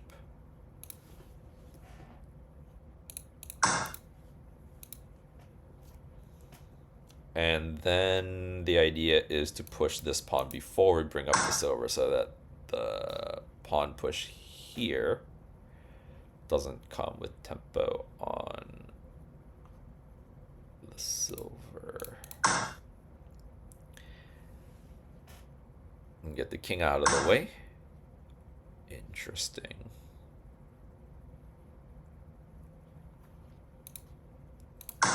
Okay. The idea is that we attack from here.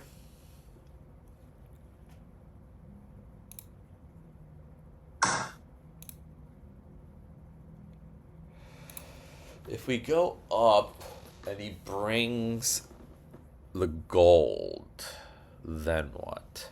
I mean, then the gold's in a really like wonky spot, and we can actually maybe bring the rook.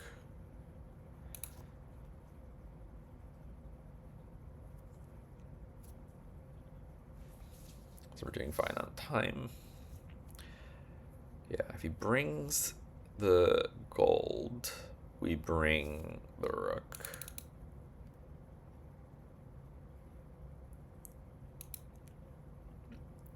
Push this pawn, we take.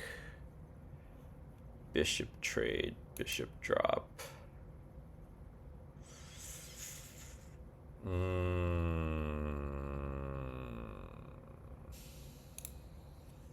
Hold on. Ooh. Very interesting. Very interesting. So we have the option to bring the silver now. Bring the silver. Pawn promotes. Take with the knight, pawn. The other option is to bring the rook and just take the pawn. So if I bring the rook, he pushes. If I go to attack, he exchanges bishops and he can drop the bishop here. But I could float here. So if I bring the rook this way, then he promotes, I can take it, and if he drops the pawn, I can take it. And then if he does this bishop trade and tries to fork, I can take the silver. So I think this way is good. This doesn't work because also I take the pawn. Interesting. Interesting. I mean, this is just, I don't think that's good. So now, do I take it? I mean, taking it and dropping the pawn here is very strong.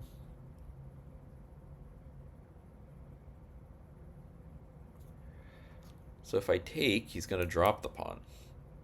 Then I drop the pawn. Take, take. Seems very good. The other alternative is to just bring the silver now so that I can push here. So if I bring the silver now, and then he promotes, we take, he pushes. In that situation, can I just take, and I don't get anything? Take, pawn. Take, he has to drop. I drop. Then he pushes. I take. Take, take. Bishop drop, and I don't have this. So take, pawn drop.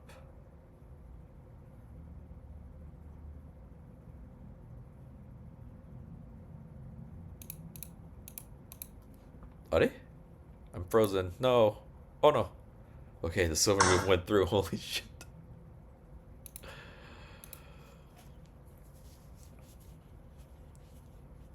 Okay, so we spent some time there, but I think we figured it out. I think this is the best. If he pushes...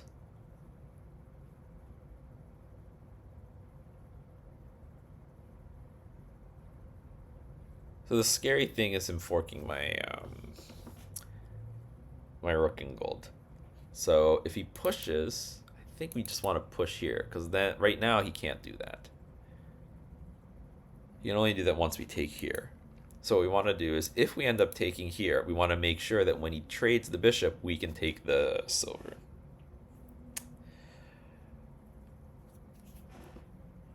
We want to push here.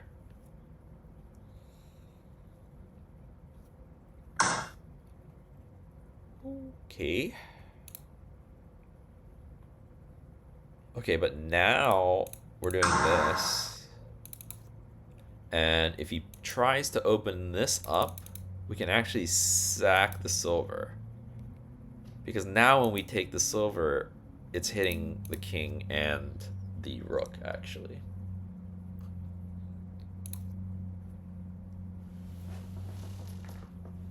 So he can't do this pawn push right now.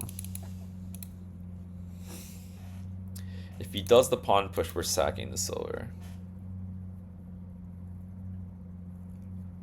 We're going to sack the silver. If he takes with the bishop, we're going to take here with check. And then we can even take the bishop and then take the rook. So he's in a dicey spot now that he just brought his rook over. I mean, it's a very attractive move because I was threatening to push here. But I think that was probably a blunder. What does he need to do? He needs to like bring the silver out or something. Oh no, but if he does that, his bishop is dead. So he needs to bring the silver up, maybe? But if you bring the silver up, I still just drop a pawn here, right? He comes here, I'm here, and then I'm taking here with the bishop. He's in a little trouble now, I think. He's in a bit of trouble. He's been a spot of bother. And we still have, oh. Okay, this was my move. This is my idea. Sack the silver. Yeah.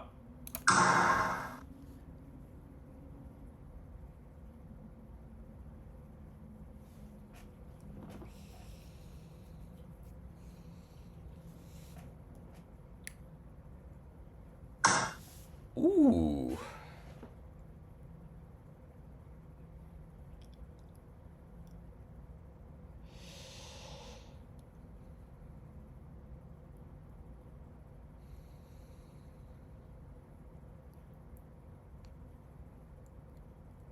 Interesting. If we take, he takes with the silver. Then we have a gold drop, maybe. So wait, take, gold drop, bishop drop. Take. He wants to drop the bishop here, obviously. How do we stop that? Take, gold drop. Maybe we don't need to. Take, gold drop, bishop drop, take. Is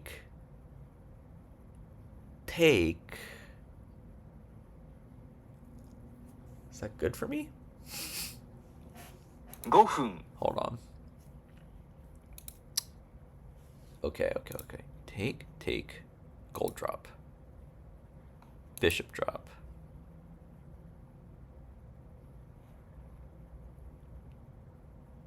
Take. I have a gold here. He's gonna take this way almost certainly. We're gonna take, and then we have a rook drop, so he needs to move something like that looks good to me. That looks good to me. Pawn could have done the pawn. He just runs, right? Here he can't run. Drop a pawn. Take. Looks fine. I mean, this is the critical line, obviously. He doesn't go for it.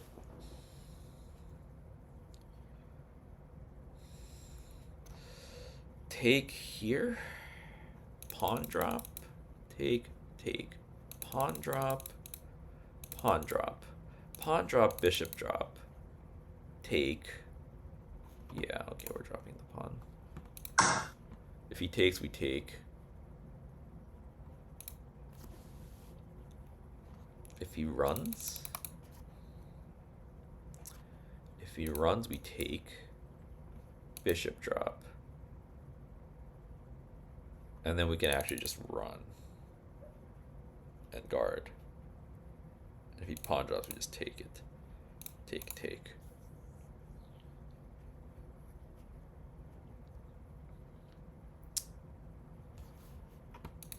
Still no moves, looks like. Maybe I need to refresh.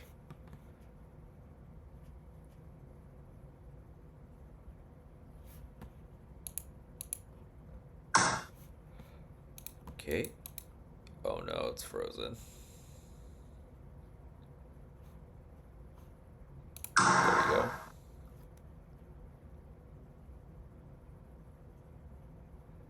What if he bishop drops now?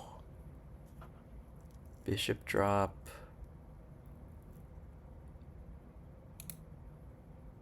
Bishop drop. Oh.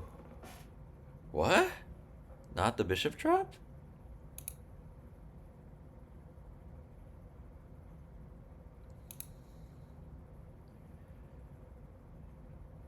He'll just take.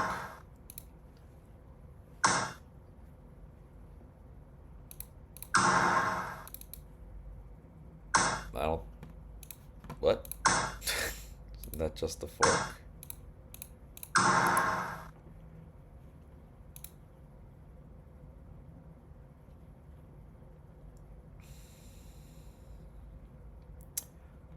Rook drop. I need to drop this silver probably to defend.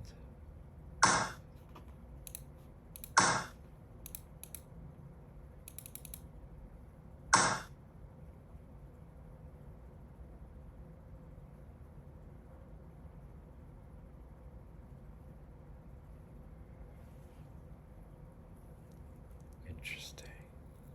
Take.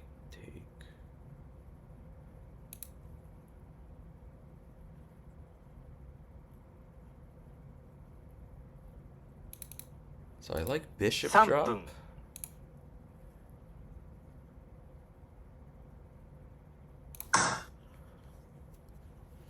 With the idea to take the rook, maybe? I don't know. This.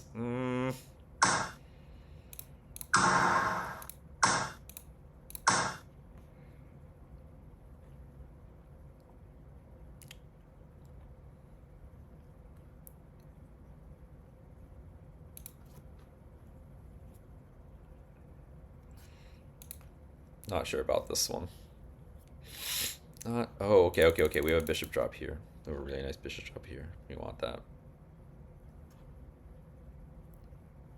Bishop drop here. We can take these pieces.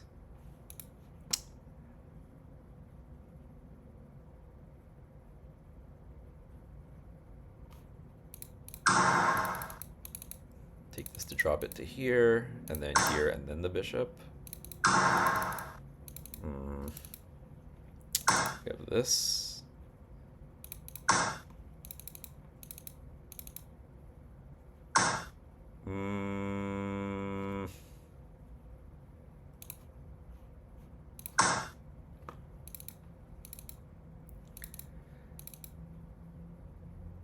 Okay, we have like a rook drop here. 2分30秒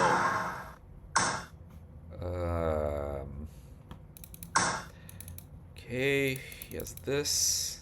Just scary.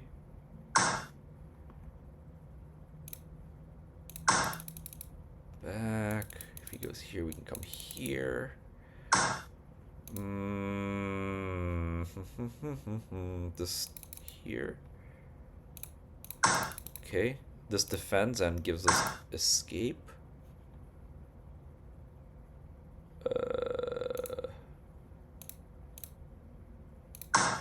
Just defend. This is a little bit scary because it's blocking me, but doesn't have anything.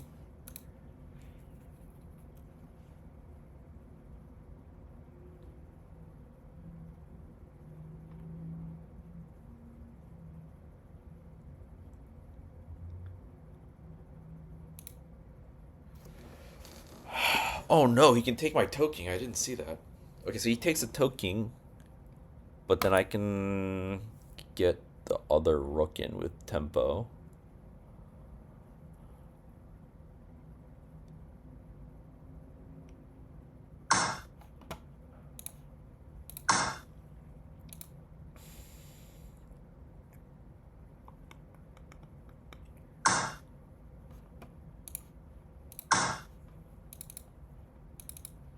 I don't know if this is good. 2分 Just take it. No! Maybe that's not bad. This is dangerous though. I don't even have a pawn. What is that? here, if I drop here, he's saying he's gonna take, and that's mate, is what he's saying. Okay, well, let's take this.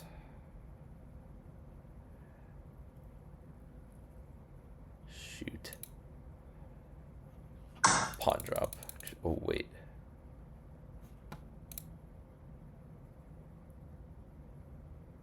Just drop a pawn 30秒 for now.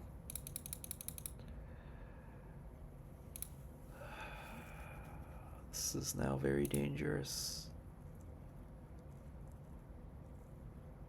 Silver drop here is pretty good as well. Bishop here is pretty good.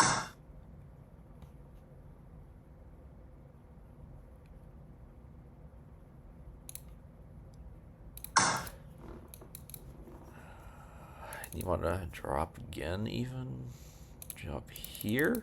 Here. This is really good drop, actually. The bishop drop here is made, I think.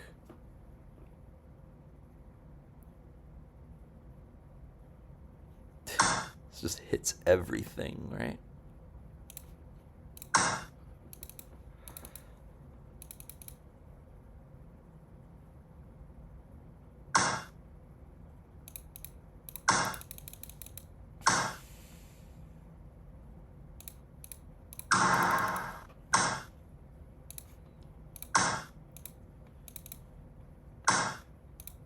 Mm. 1分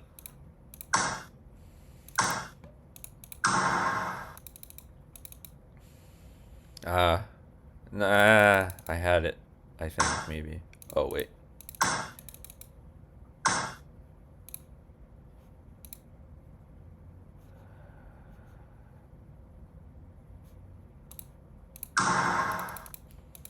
GG.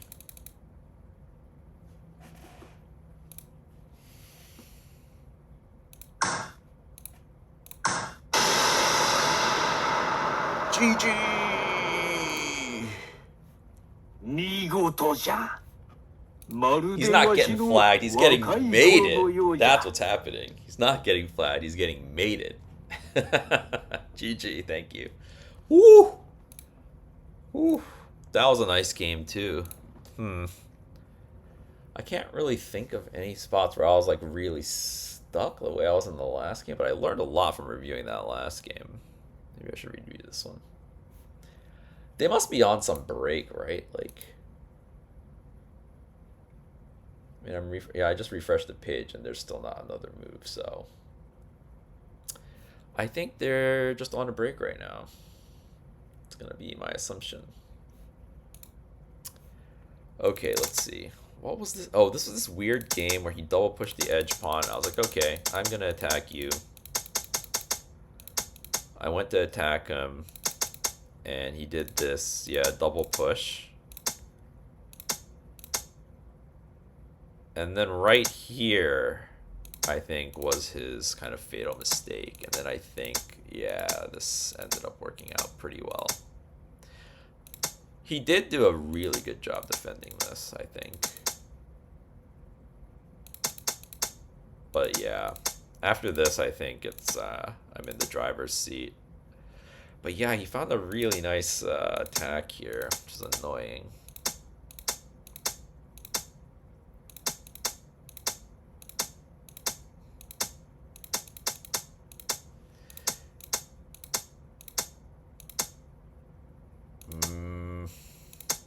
Yeah. Yeah, this was bad. I should have seen that.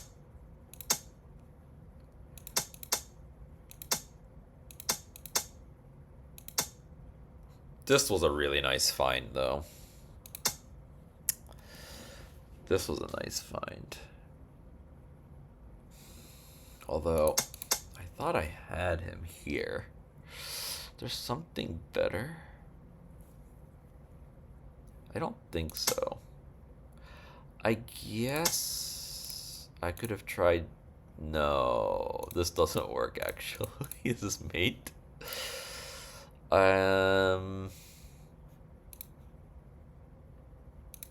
This also doesn't work.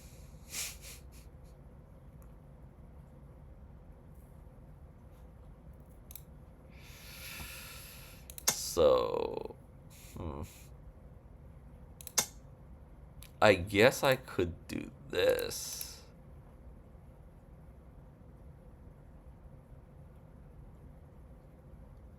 And then like a silver drop is kind of nice. So maybe this was better than what I ended up doing.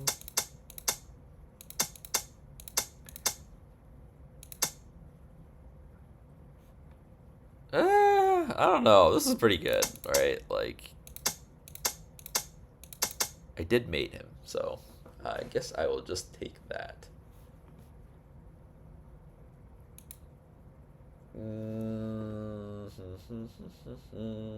Yeah, like, still no moves. Still no moves. I guess this is kind of the problem with some of these live reacting to shogi matches stuff. The games are so long and there's so much time in between moves. It's like, what do you do? They go on so many breaks.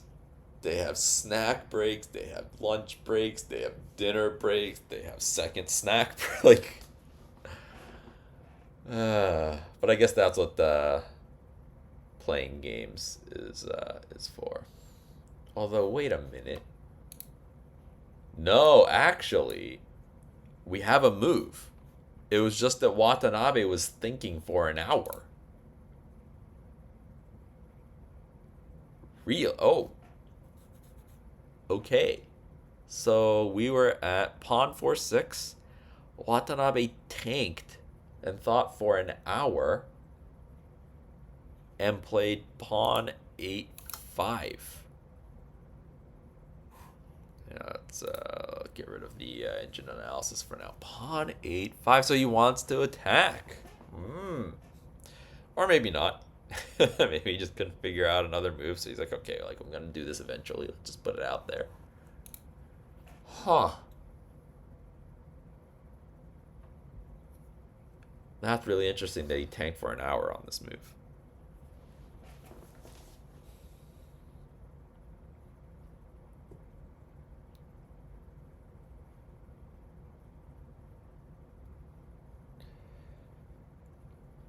Why is he tanking for an hour on this move?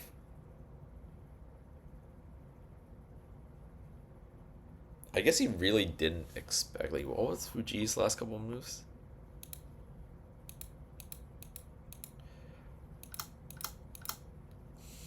I mean, this just seems like a very natural move from Fujii here.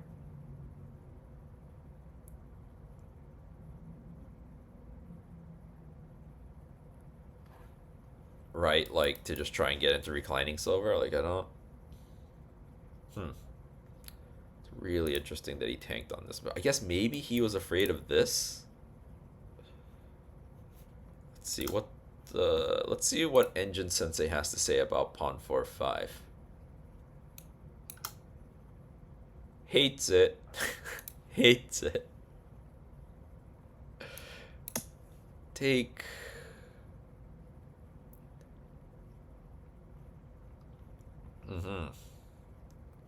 Several options. Let's see. Let's just go for like the most forcing line and see what happens. Knight takes. Pawn. Pawn. Okay. Nothing is happening. 2-7 though. 2-9. Okay. I mean, really likes 2-7.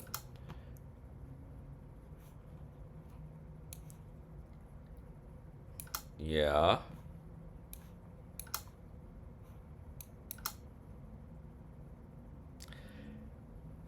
Huh. Yeah. I guess there are things. Not, I mean, but I mean, this is supposed to be good for Watanabe, so. I don't know. It doesn't look that scary.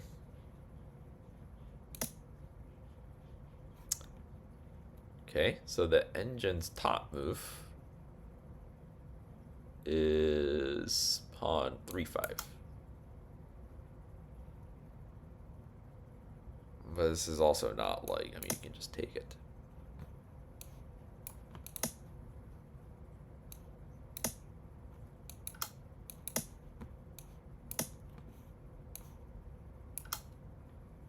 Ooh. Really? I don't think this would have gotten played.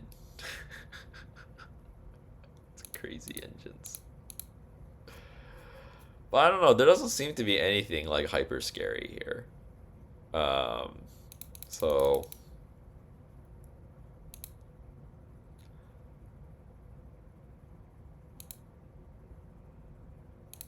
yeah, I'm curious why he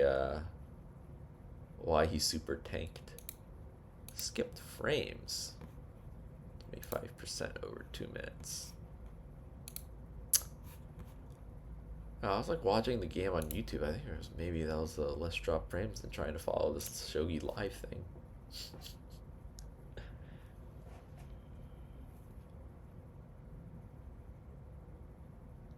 Yeah, so this opening is this early game is moving along quite slowly. Um,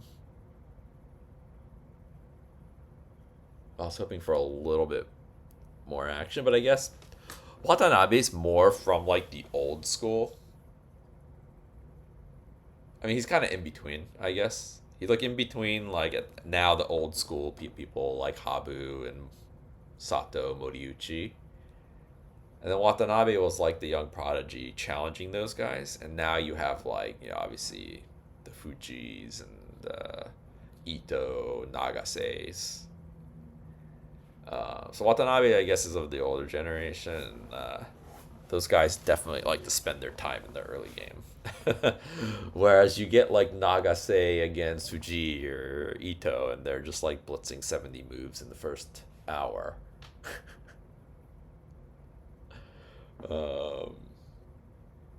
Maybe I'll keep it going for a little bit long until maybe they hit an actual break, I guess. I don't know when that might be. But we are skipping some frames again, so maybe this was enough for now. I'll take a break and then maybe come back. But yeah, I just wanted to give this a try. See how streaming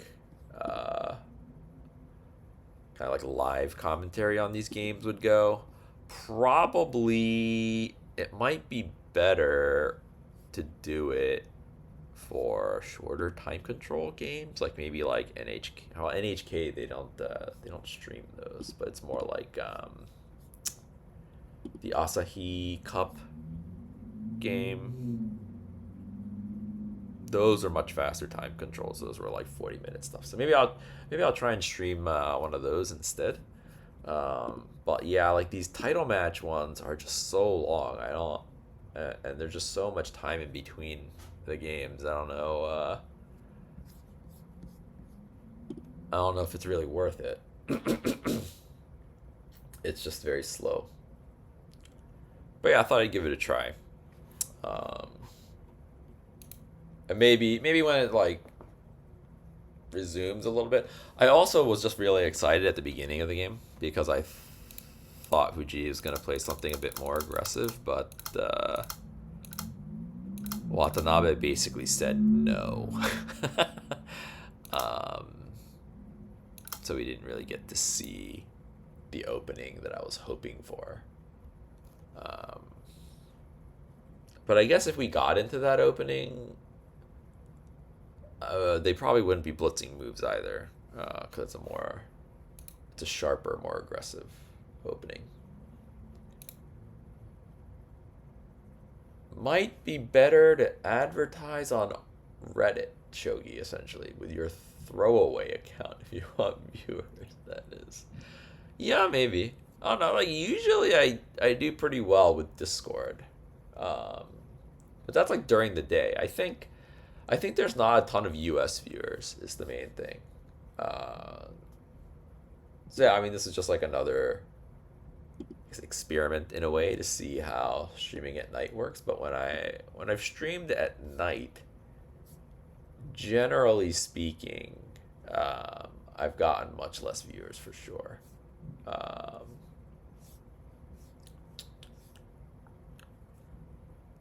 And again, I'm just attributing that to shogi really has not gotten super popular in the U.S. Or popular at all in the U.S. I mean, I'm hoping to change that. I have some plans, some ideas, or at least maybe plans is a little bit too much for the things that I have. But yeah, just some ideas maybe to try and popularize it, not just in the U.S. obviously, but across Europe. But yeah, it just feels like when you stream during the day, you get the benefit of getting kind of the Europe crowd as well.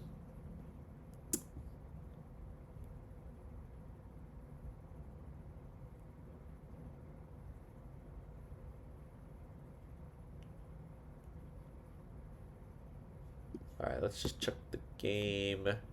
Nope. I mean, now Fujii's tanking to try and figure out why Watanabe was tanking.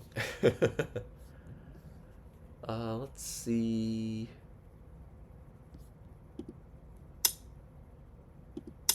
Yeah, there's not really any comments.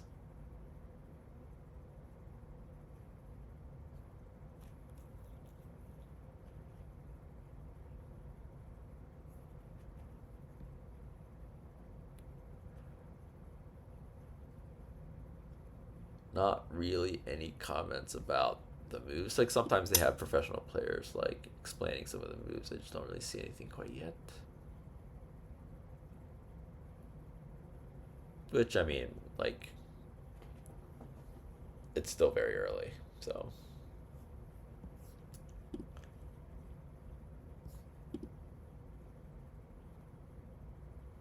Drop the schemes. Let us know. I mean, I wouldn't really call it a scheme, but like, I'll give you an example. I figured out who owns shogi.com, and I have been reaching out to them to see if I can buy it from them. But they are very unresponsive. And it's actually like super sad. And actually, I mean, might as well just show it here, right? Like, let's. I don't think I'm gonna play anymore for now. So let's just go to shogi.com. Like, it's so sad that someone's kind of just been sitting on it. And it's like a website from like 1995 or something. Like, somebody was like, oh, I'm just gonna like buy shogi.com and some Japanese company's gonna want to pay me infinite for it. I mean, okay, I think calling this a website from 1995 is generous. I think it's overly generous, actually. And I think the same guy bought up, like, yeah, Jiangji.com. So if you want to play Chinese, just visit Jiangji.com. And it's this guy, Paul English. So he has Changji.com, Shogi.com, Chesspage.com, Chaturanga.com, Wakey.org, and Jarats.com. I don't know what really those are. But yeah, like, I mean, I would love to do something with Shogi.com.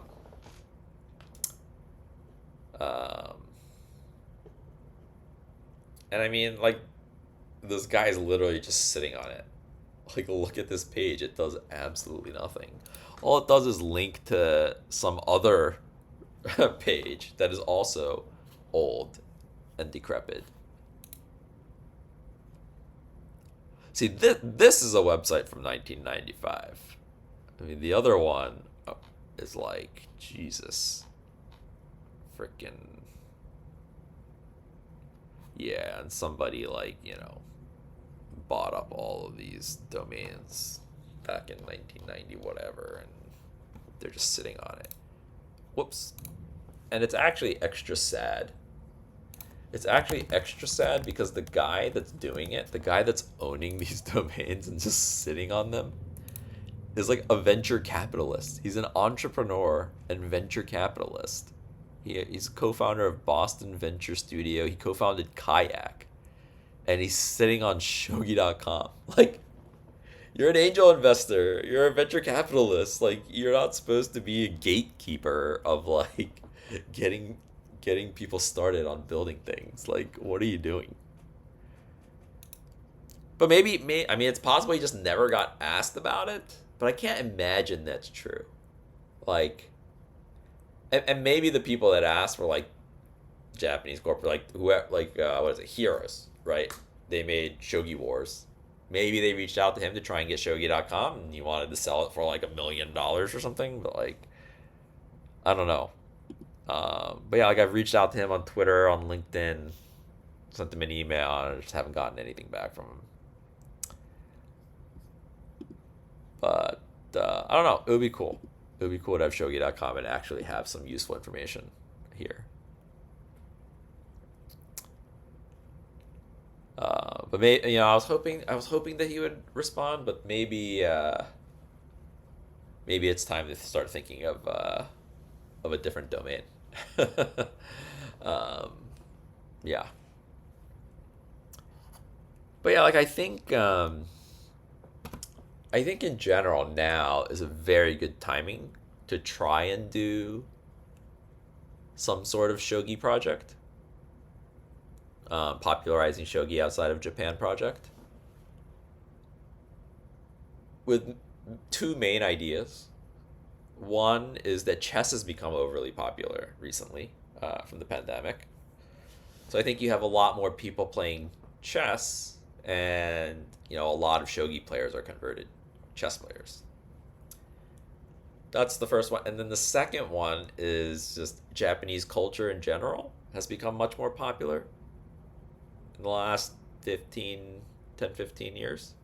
Between food and anime, I think. It's done a lot. And so you just have tons of people who already actually unleash a second pandemic. I wouldn't put it past the powers that be for that to actually happen. Let's just put it that way. But yeah, maybe. But I don't necessarily think you would even need the second. I mean, I think it would definitely help. But I think a lot of things need to be built up before it can actually succeed. But I mean, you've seen what chess has been able to do, and I think you kind of just follow their blueprint and their path. But just trying to angle more towards the people who like Japanese culture in a variety of ways.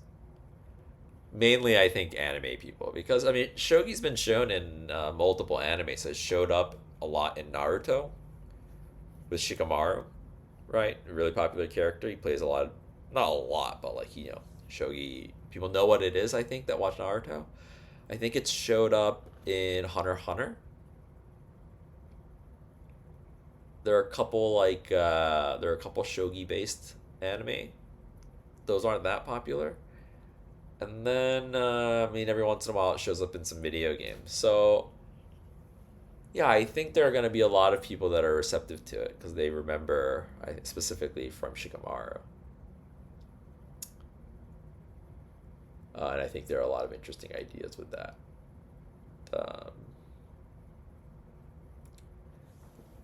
All right, so I'm going to take one last look. There are no new moves, so I'm going to call it for now. Maybe I'll start it up again a little bit later if something interesting happens, but I just wanted to give this a try. So yeah, thanks for watching. We got to play a few games that all went really well, and I mean, probably I'm gonna be streaming a lot more in like the next month. My wife is on vacation with an old friend of hers. And so I have a bunch of free time, and also no one to bother at home. So I'm hoping to stream a lot in the next month. because I am prepping for WOSC, which I am attending, which is shogi event in Barcelona. On Twitch or on YouTube, that is a good question. My plan is to just do it on Twitch, but I did think of trying out streaming on YouTube just to see how it goes. I know Frank has been doing it on YouTube here and there, and he had some good results. If I do it on YouTube, I was considering doing it in Japanese, because I think a lot of Japanese viewers of shogi streams watch on YouTube. And I mean, for me, it's a good way to practice my Japanese, is what I was thinking. So maybe I'll try streaming on YouTube in Japanese and get like 2 experiments in one. Because I don't think there's like a huge Japanese viewership on Twitch. Like I've seen a few people streaming shogi in Japanese on Twitch, and they almost universally have no viewers. So I think that would probably be my angle, is to try streaming shogi in Japanese on YouTube and see what happens. So yeah, I'm thinking about a variety of different ways. I think YouTube is way better for shogi. Yeah, that's possible. Oh wait, it's a move. I heard it. I heard the move. Yeah, okay. What? Like, okay. Yeah, I mean, I know these guys have infinite time and everything, and where are we at? I like completely lost track of the game where we're at. Okay, so this has not actually happened. This is my guess at what might happen, I think, right?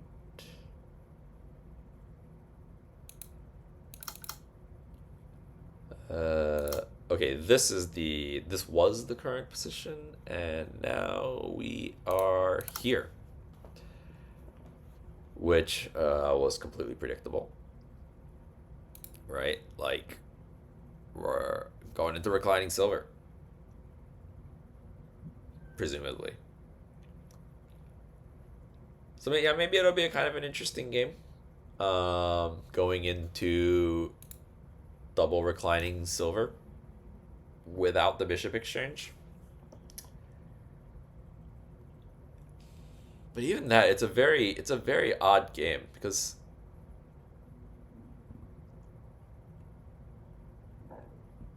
it's a double static rook game that wasn't a bishop exchange, that wasn't aigakari, so neither of the rook pawns have been traded. You still have both of the bishops like staring at each other, and both players in left Mino, which is just a very unusual game, I think. I doubt it's gonna be a theme. I think when Fujii is Gote, Watanabe is not gonna play like this. With Sente, Watanabe is probably going to try to play something for an advantage. Maybe he'll even go into a bishop exchange as Sente. Maybe he'll go for Yokofudori as Sente. But I don't think he's going to play in this way of like kind of like blocking the bishop diagonal, maybe going into Gangi, going into this left Mino. I'd be really surprised if he plays this way with Sente. And I'd be really surprised if he plays like this again, exactly in this way again. Because Fujii's obviously gonna look at it after this game. In depth with an engine. But yeah, transport. You're probably right. Yeah, about YouTube being better for shogi. I'm definitely open to trying it out. And another thing that I'm thinking about trying is just dual, like, or multi-streaming or whatever. You know, just like, all right, I'll pay for premium Streamlabs or whatever for a month and just try streaming on both and seeing what happens. That can't hurt. I think even if you do that, like you have the option of streaming on like multiple platforms. I haven't like looked too far into it yet. Um, I didn't bother just because I haven't been able to stream like that consistently. But this month I am going to be streaming very consistently. Um, so yeah, actually I don't know. Maybe I'll look at it. Uh, Maybe I'll look at it tonight and see. Try and set some stuff up. When is the actual break? I don't really know. So they're like 2.5 hours. No, wait, what? Yeah, they're like 2.5 hours in. So it seems like a break is break coming up seems reasonable.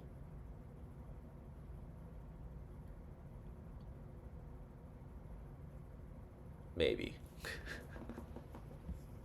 You know what? Here's what we're gonna do. Here's what we're gonna do. We're gonna go back to Shogi. We're gonna play one more game, actually.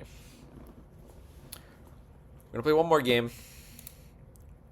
10-minute game. And then if there's any moves, we can review those. And then we're gonna call it. Alright, let's go.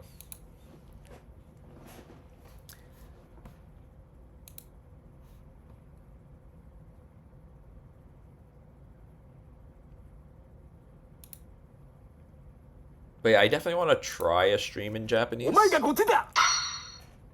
I think technically I'd be considered fluent, but not native. So it would definitely be a bit of work for me to stream in Japanese.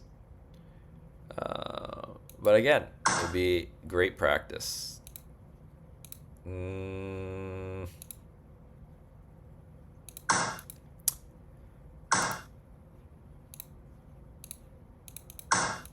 So this is a strategy I have prepped to jump this knight. I think I talked about it multiple times now. And I mentioned it. Really?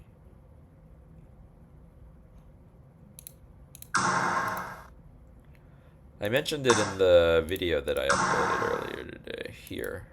Aha. Wait, what did I do wrong here? I kind of feel like I did something wrong.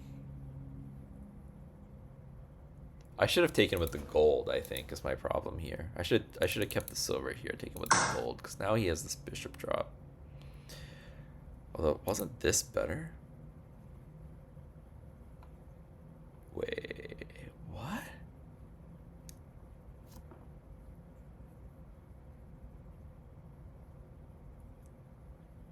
But he doesn't get a two-piece.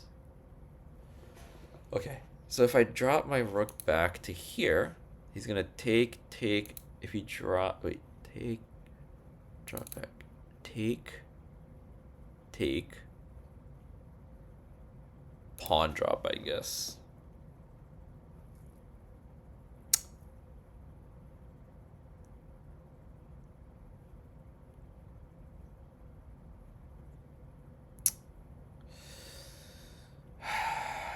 Yeah, I messed something up for sure.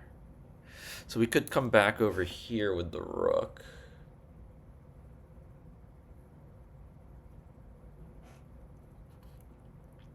Take.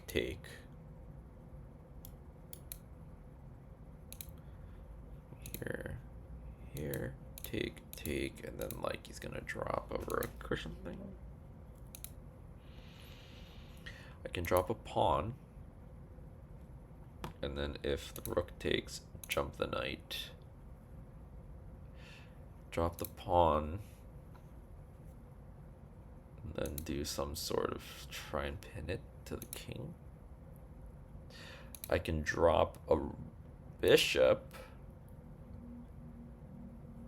And then drop the pawn. That looks good, actually.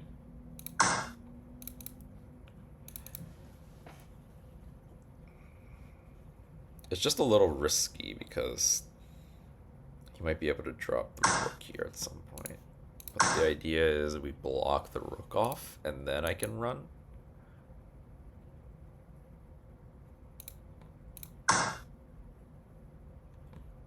Okay. I think this is good for me.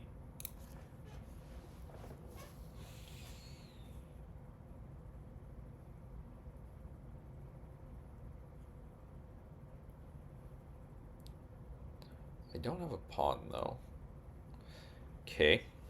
So we survived that, which is nice. So if a rook drop, it's kind of annoying.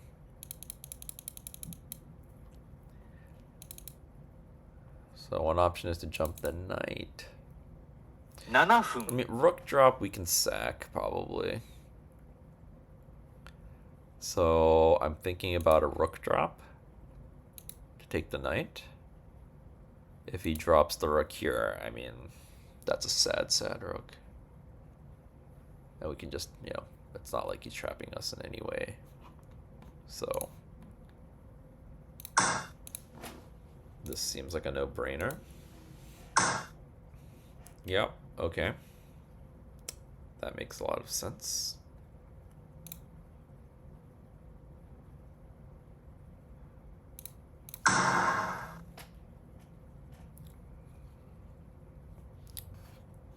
Rook. Interesting, okay.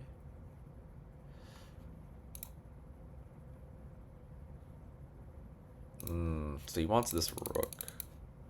I think.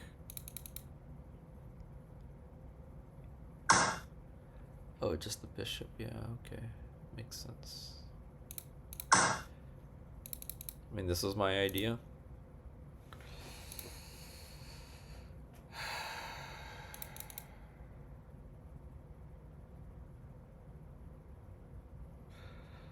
If he pushes the pawn, do I sack?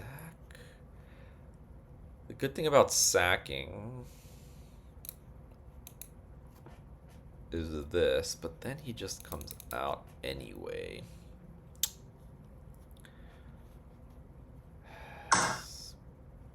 Then there was the option that I take.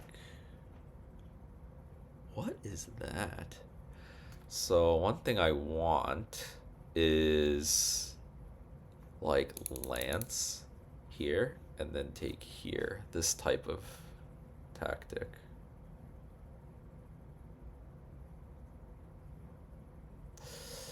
There any scary rook stuff? Not particularly.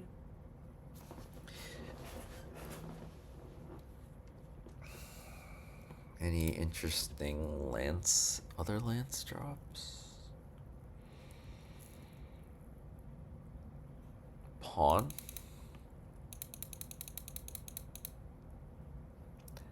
Pawn, pawn.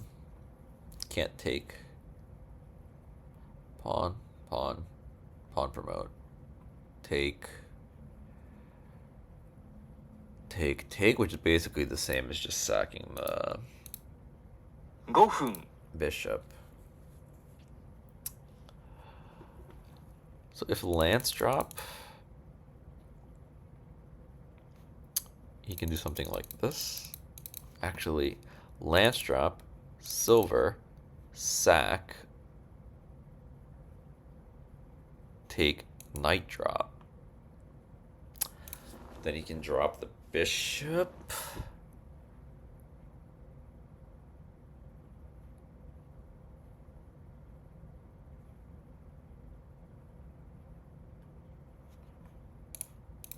Yeah, I'm not sure.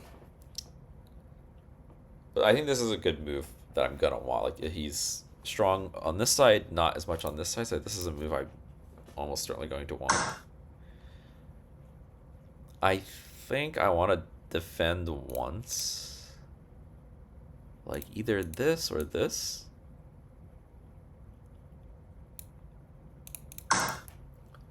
Yeah, let's defend once. Because I think it like makes us much, much stronger. And then the question is, do we sack? I really want to sack the bishop right now.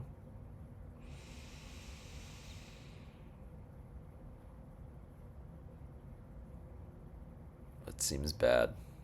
I sack the bishop, he takes.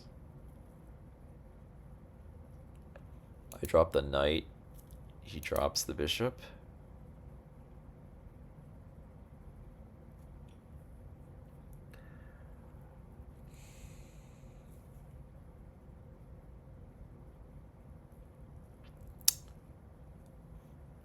Pawn here, here, and I get an extra pawn out of it compared to just sacking it.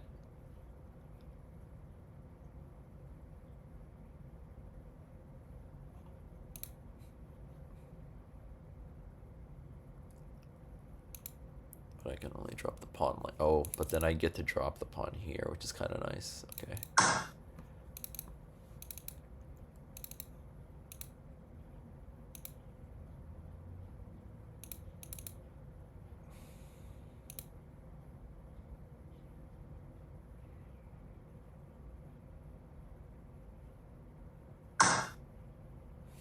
Hmm. 3分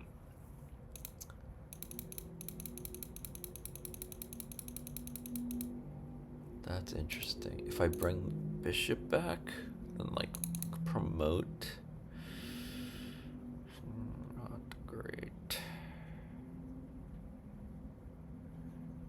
Knight jump. Silver. 2分30秒 Okay, let's see. We need to make a move. Running out of time.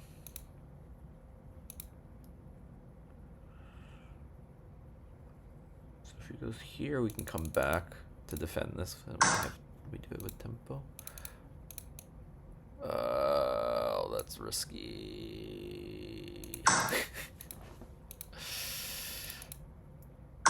It's risky, but 底歩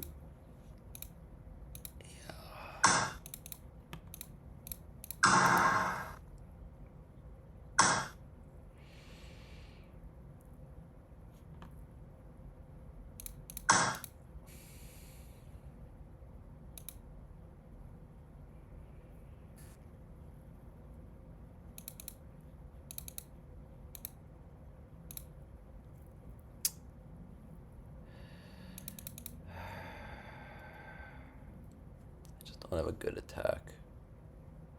I mean, I could drop. I need him to like mess up and drop his bishop right now, like somewhere that he shouldn't. I mean, maybe I shouldn't have done this to try and entice that bad bishop drop, but.2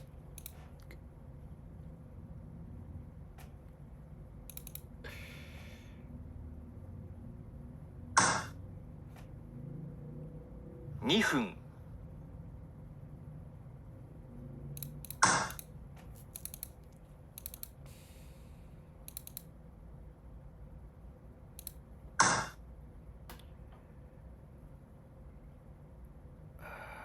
Okay. I drop. It's no good. Alright, let's go for it.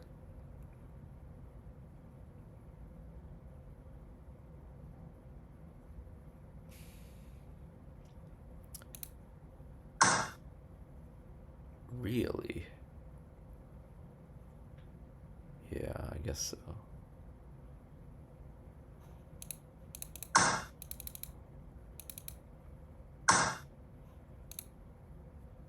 1分30秒 I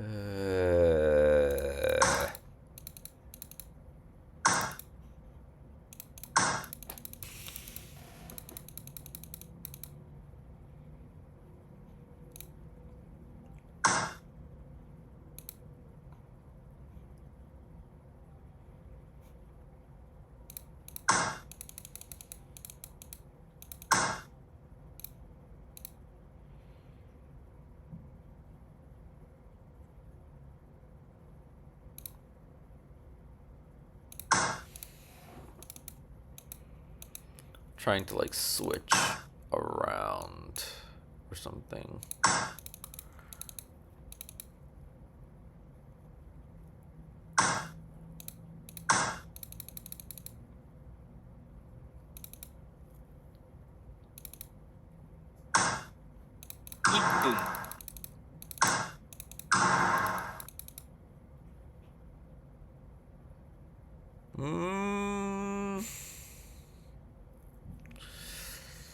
Hmm. Something. There's something. This hurts. In the middle of nowhere.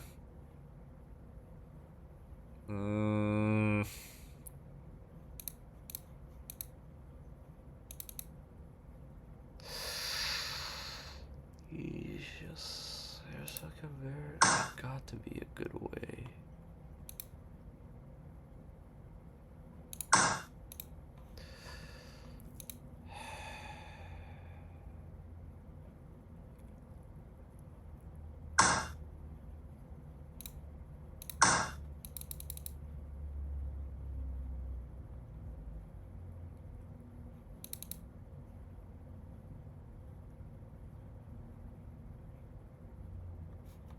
This. Yeah, this one's. I mean, we're way worse and we have no time. We're way worse and we have no time. E?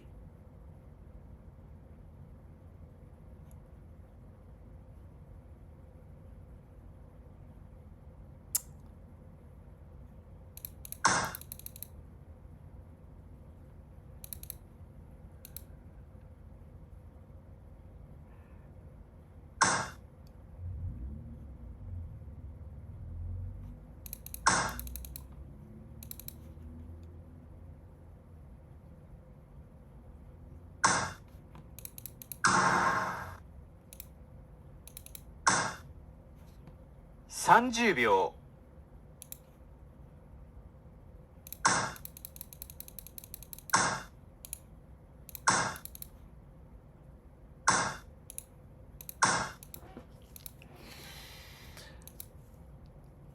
I don't know. Lance, I mean, at least I get this. 20 seconds.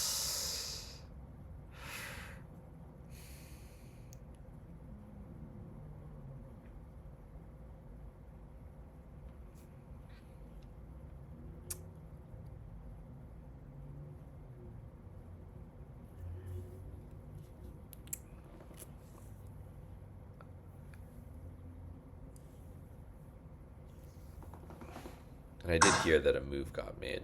20秒。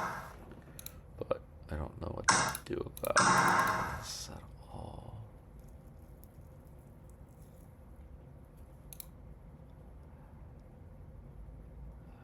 That's not good.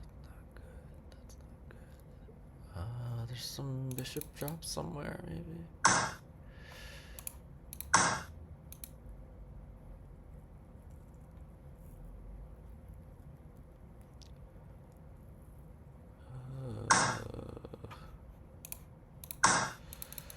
We have a triple over here right now. Damn it. It's like not gonna let me do anything. Which, yeah, smart.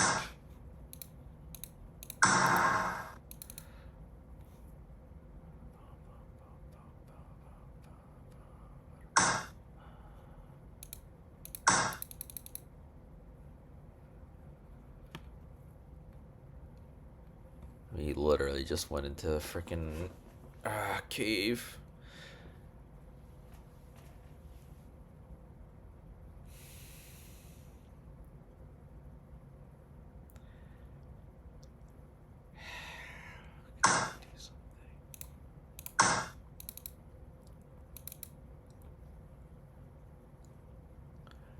Hello.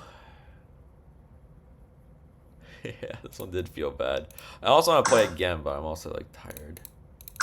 let's just get rid of this. I don't know. Maybe we can make something 時間 happen. 切れ That was a dumb game. That was like a dumb game where there was just like nothing we could do. Maybe I'll review it really quickly after I look at what the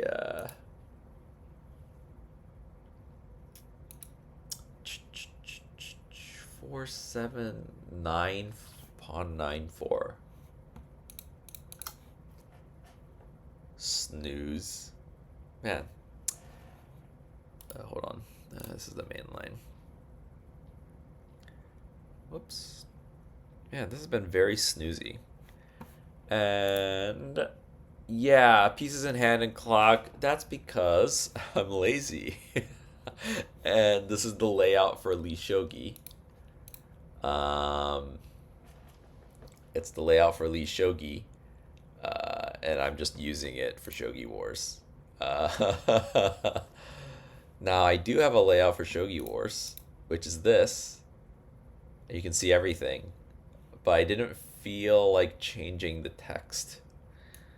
So it was like a bit of laziness on my part.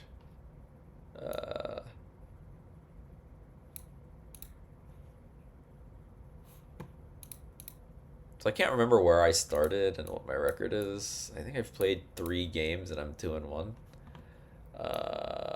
And then maybe like, okay, like this would be something like, whoops, Fujii versus Watanabe. Watanabe. Right.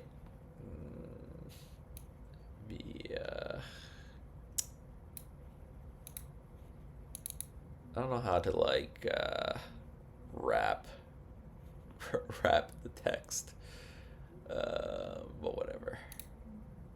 It's fine. We're not really playing, you know. Actually, we are still playing against very hard opponents. I've had this setting on for quite a while now, where I play against like players who are supposed to be rated much higher than me, and I think it's just better than any of the other settings. Both, I think, in terms of getting better, in terms of like getting quality games in and practicing. But I think it might also be better, at least for my style, for ranking up and gaining rating, as long as I'm very focused. What I've found is that I tend to be able to beat players that are higher rated than me, but I also end up losing quite a bit to players lower rated than me because I like playing risky. Basically, I play too risky. So like the last guy that I played, he played very safe, right? He wasn't gonna try and counterattack me. He wasn't gonna go for a mate. He was just like, dude, you don't have any pieces. You have no attack. I'm just gonna sit here, and you can't do anything to me. And I can't do that, and I need to. I think, and I think that type of I think that play style is very good against players who are lower rated than you. Once you get an advantage, to make sure that you don't lose it. But yeah, I'm just not good at it. Just not good at it. I just see an attack and I wanna try it, even if I haven't read it through. But I think as I'm playing better players, because of this setting on Shogi Wars, I have figured out that what makes them good, like the people who are like 4-dan on Shogi Wars and higher, I haven't played a ton of people better than 4-dan, but the good 4-dan players that I have been able to match against and play, what they do is some level of, you know, not letting you do what you want to do, right? So I think up until where I've been, a lot of my progress has been understanding my opening, understanding how to play different variations of my opening against whatever variation my opponent happens to play at the time. And so I'm just learning more and more plans of how I can do things. And the players who I lose to a lot that are higher rated at me on Shogi Wars, whether they're really high rated 3 dans or 4 dans, they know what all my plans are against their variations, and they play specifically to prevent me from doing what I want to do, while also doing what they want to do, and I don't know their counter plans. So yeah, it very much feels like the next like level up of where I need to get to is understanding my opponent's plans and kind of making sure that they don't get to do what they want to do either. Um, so that's kind of what I'm trying to work on.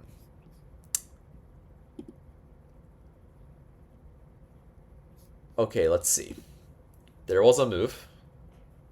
And yeah, very predictable move. This is kind of exactly what I thought would happen, which is Fujii just goes to his reclining silver.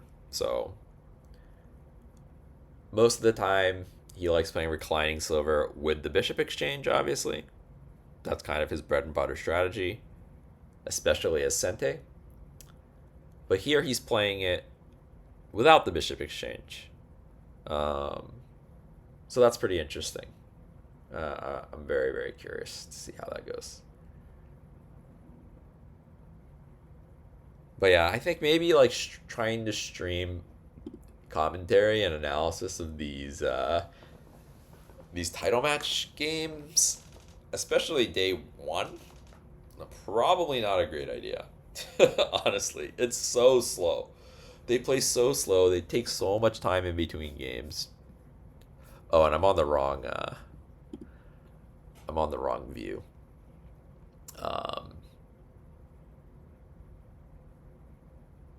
But actually, I see there's like 4 viewers. So maybe some viewers that weren't here at the beginning. So maybe we can kind of like go back to the beginning and review the game and why I wanted to stream it. Actually, like I saw the opening moves, and I was like, ooh, I really wanna stream this game and like kind of talk about it because it started out. Oh yeah, thanks.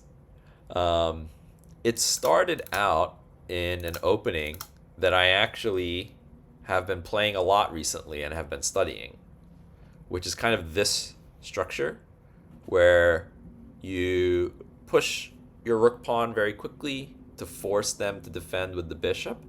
Then you open your bishop diagonal and bring your silver up. And obviously, and yeah, this pawn push to attack with the silver. So like, and actually I have the book right here. It's this one. Boom. Highly recommend.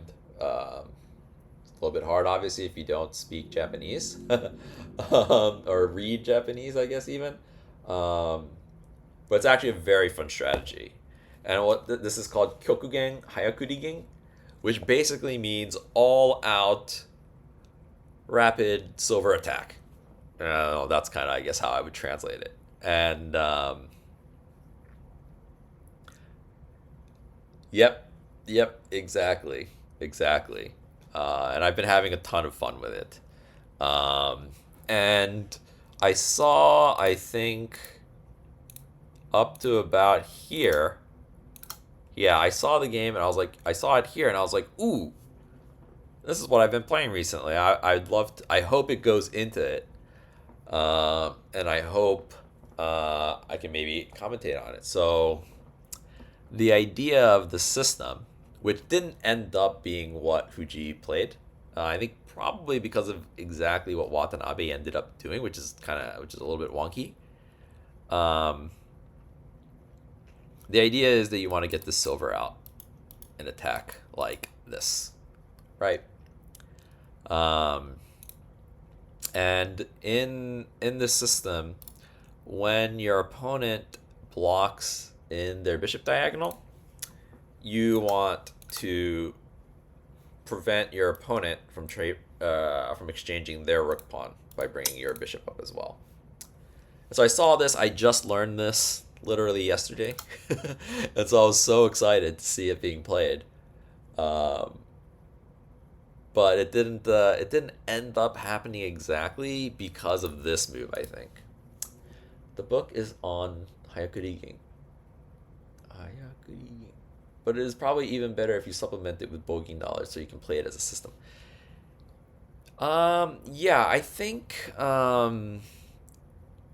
mainly when you look at it from a bogeying perspective, it's like he does actually cover certain variations in the book of when he would consider going into bogeying instead of hayakuriing, but it's pretty specific. I think it is in some variation of when your opponent pushes this pawn to block the bishop diagonal. With the idea being when this bishop diagonal gets blocked, and actually I'm just going to go into this instead of what actually got played. When the bishop diagonal gets blocked, it's very difficult to bring your silver out this way and attack because they can push their pawn, open the bishop diagonal, and hit your silver at the same time. And so there are some variations, specifically in these types of variations, where they've blocked this, and he recommends going this way instead. Right. Yeah. Exactly. Exactly.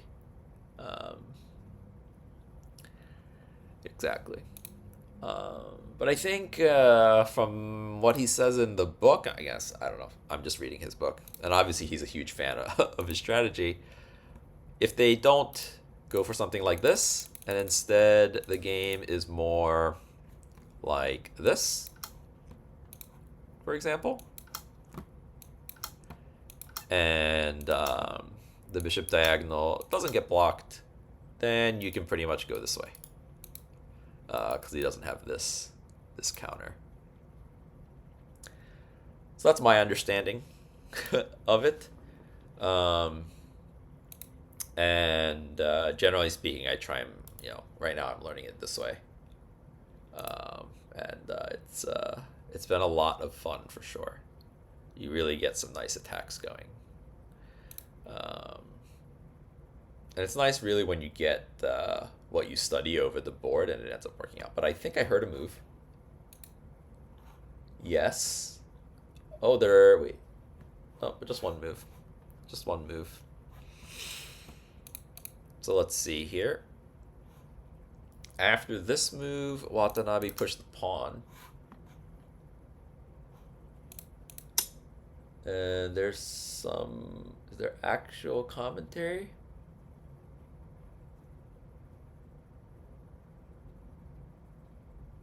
Not really. It's just fluff of them talking about their impression of each other's play, kind of BS that they do a lot. And the rest of the commentary is some boring stuff about the commentator. It would be nice if they were actually talking about the game. But again, it's still early, so what can you do? It's still early. So yeah, Watanabe pushed the pawn. So it's not going to be double reclining silver, at least. It's not going to be double reclining silver. So it does look like Watanabe wants to attack. Huh. Yeah. Okay, we're gonna get an exciting attack probably, right? I mean, maybe he goes this way as well. But again, from my understanding, if this pawn is not pushed, then this is definitely in play. And it feels to me that Fujii's not going to block his bishop in. It feels to me like he wants this at some point.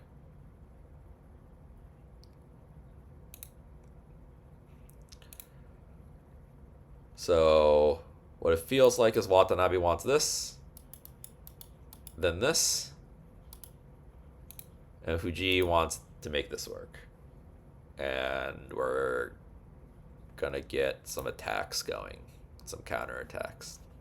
He probably wants this and this and this one. Maybe he leaves this here for now. But he definitely wants this, I think.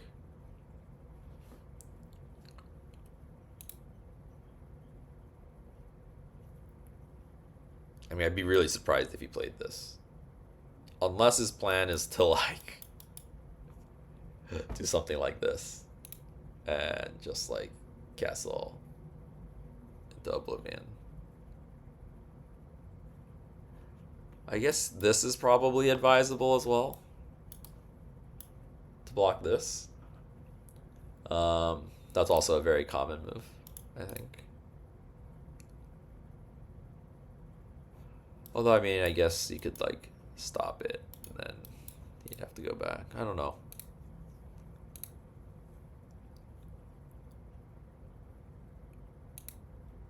What does he want with this? Maybe he wants to go this way? I mean, it's basically the same thing, but a little bit more defensive on this side. He loses the opportunity to go this way. Actually, yeah, maybe he does want to go this way. Force this. Huh.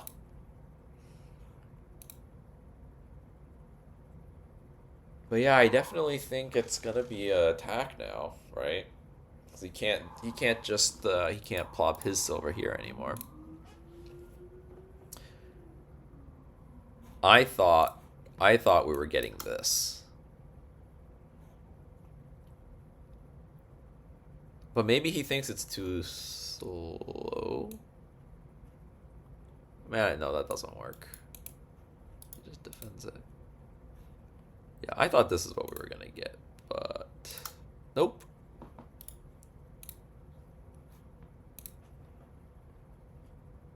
Now that we're getting moves, it's actually like energizing. There's just I think it was it was when Watanabe was tanking on pawn 8-5. I was just like, are they on break or something? Just like an hour of no moves in the middle of the stream. And that's actually, I think, when I started playing games. It's like, all right, you know what? Like, since we're waiting and there's nothing happening, might as well play some games. All right. We're going to go with the game now then. I'm re-energized. I was going to end the stream, but a few more people came in. We got a few more moves. I think I don't want to play a 10-minute game right now, though. I'm a little bit tired.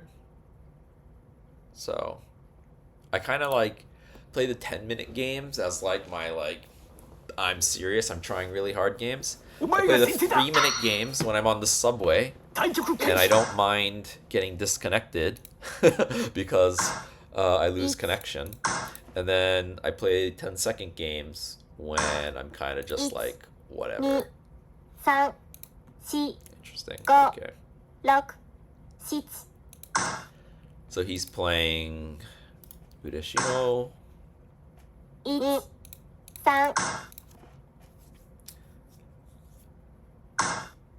Maybe not. So these are moves that I want to make against Ureshino one way or the other. So I'm just going to make them. 1、2、3、4、5、6、7。1、2、3、4。So I think I'm waiting for him to push his pawn. Here? Or sorry, this, yeah. 1、2、3。 And then I like exchanging here. 10-minute is the only rank that matters. I mean, I think 10-second is pretty nice too.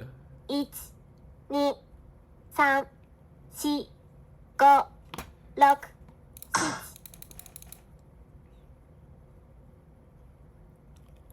I think 10 seconds pretty good too, actually. 3-minute. When you play 3-minute, what happens is the time management and the time control becomes a gigantic part of the game. And so you can rank up in 3-minute without getting better at actual shogi. You can rank up in 3-minute by getting better at 3-minute no increment games. And like, you know, managing your time better in those games. 7 8 9カニが来い。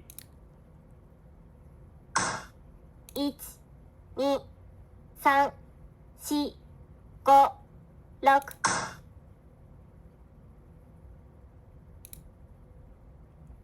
My idea here is to 残 do 儀が来い。 this. Defend the bishop head with Gangi. 1 2 Now he's Five. got 4 no castle. 6 7 8 9 So I want to give myself a chance to attack this pawn with the silver, but I still feel like he's attacking a lot. 3 So I want to go this way. And then kind of find the opportune moment 1 2 3 to go this way. 5 But it looks like he doesn't want to give me that opportune Hot. moment. 9 Maybe I shouldn't have done that. 1 2 3 The concern being I'm kind of like castling into his gigantic attack. But also at the same time, his bishop is not on the main diagonal. 1 2 3 And so I can just use my king to help defend, is the idea in these scenarios. 1 2 3 4 So I don't think I need this silver on this side anymore.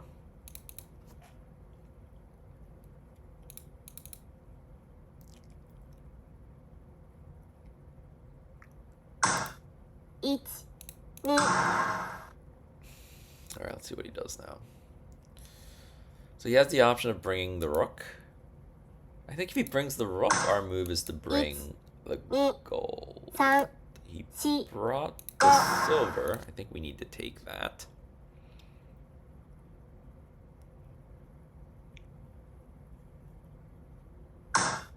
2 3 4 5 6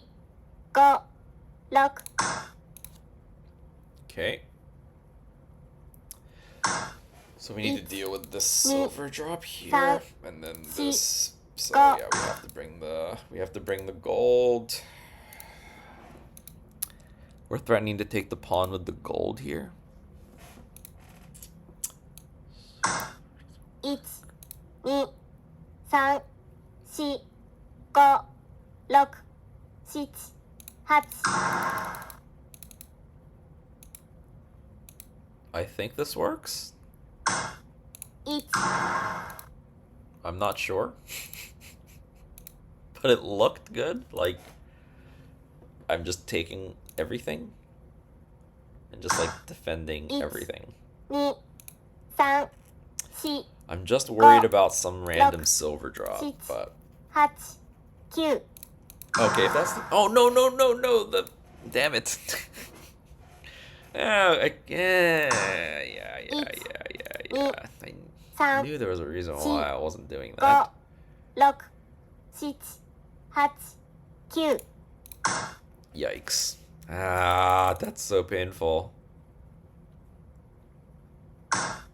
1 2 3 4 5 6 7 8 9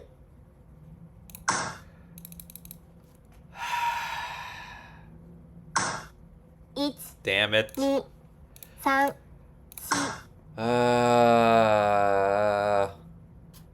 I was like, oh, I can go this way, and then the silver drop isn't there, and then I just forgot about the bishop. 1 I could have had both my 3 golds up here. 4 5 6 7 8 9叩き I の don't really 歩。 know what to do. I'm like lost now. Like, no clue what to do. 1 Okay, so if I can't let him take this, 'cause in this, so I need to do Go. like Look. this, maybe. Okay. When in doubt, you just drop pawns.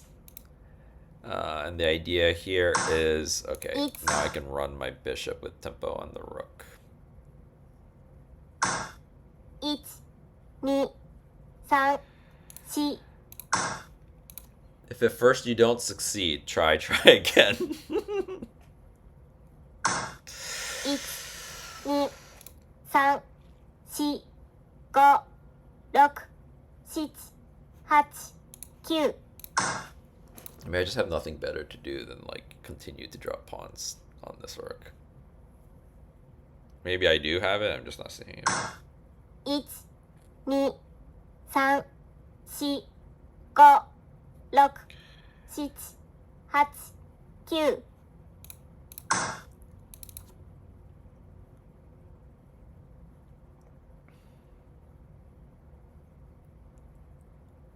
I just didn't see a move. 1、2、3、4、5、 Should have prevented Look. that. Was my move, probably. 8、9。 Maybe we can just defend for a little bit. Losing this hurts. 1、2、3、4、5、6、7、8、 Just one move. Yeah, it's very true. Oh, the gold move going this way instead of this way just completely 4、 lost me the game. 5、6、7、8、9。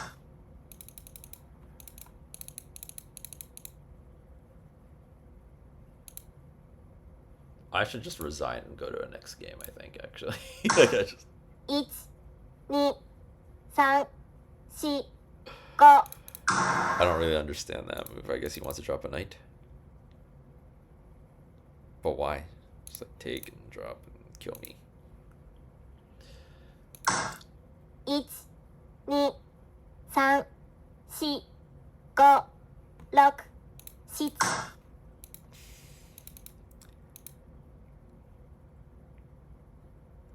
I just hate resigning. People can always fuck up, is the thing. 3、4、5、6。 Like right here, he can like drop a silver here by accident, right?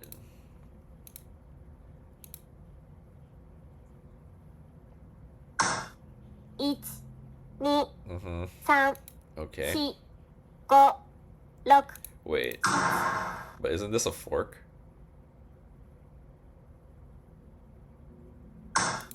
1、1、2、3、4、5、6。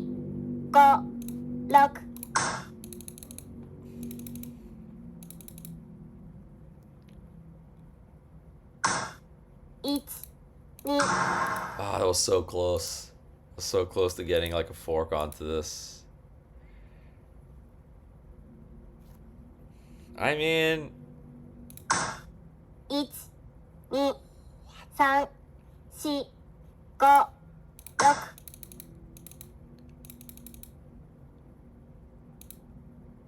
what?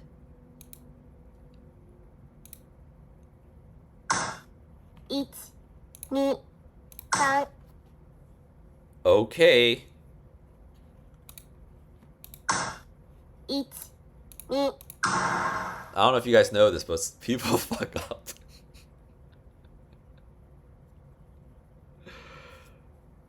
1、2、 What? 3、 Am 4、 I missing 5、 something?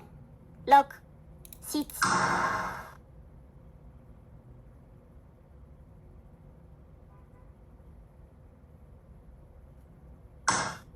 1、2、3、4。 Never give up, never surrender. Never It's- give up, never surrender. 3、4、 All the way in or Go. here?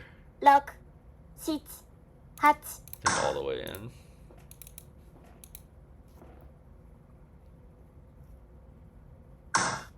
1、2、3、4、5、6、7、8、9。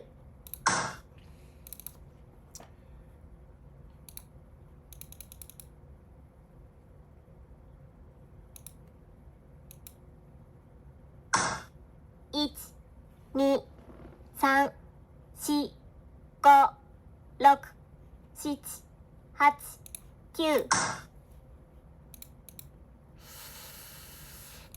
Bishop drop or something?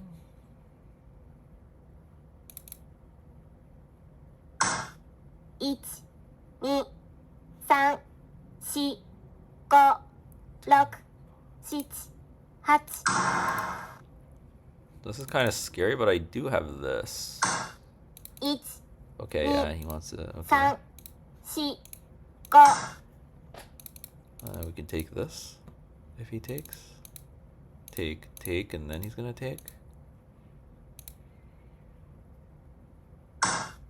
1、2、3、We have 4、 to take it. 5、6、7、8、 They're gonna drop again.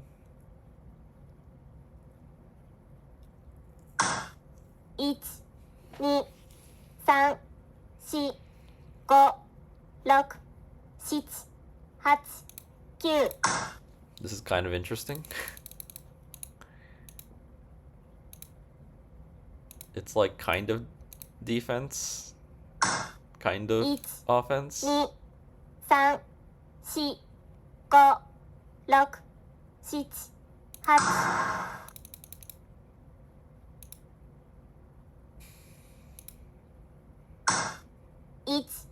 1、2、3、4、5、6、7、8、9。 Not sure what I was supposed to do there. Oh wait, actually sacking it is better than dropping a gold, yeah? 1、2、3、4、5、6、7、8。 We just take. This is not the check. And okay, wait. 2、3、Gold, 4、5、 silver, silver. 8、9。 I don't know if this works. I think he can run. He can't take. I don't think he can't take, right? But I think he can run. 1、2、3、4、5、6、7、8。 This looks dangerous. 1、2、 I take here, right? 4、5。 If he runs, I get this. And then this, and then I take... Wait a minute. 3、4、5、6、7、8、9。 Ah! It's possible I was supposed to bring my rook. 1、2、 Oh, but we have this Sa- coming? 4、5、6、7、8、9。 Here. I want to bring this. 1、2、3、4、 Take. 5、 Gold. 6。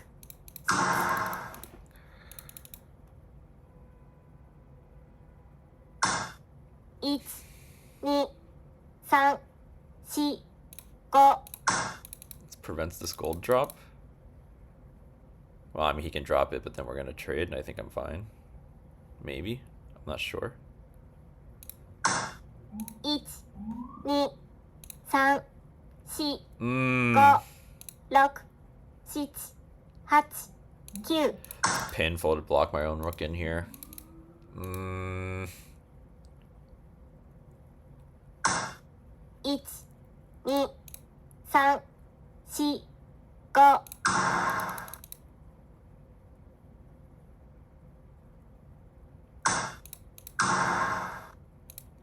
Gonna take. 1、 I have this to block. Everything is basically blocked. I can drop pawns here. Here? 1、 Here to block Sa- this. 4、5、6、7、8、9。 Take the gold. Oh, it's so that I can't take here. Okay. We can take this pawn and it hits this.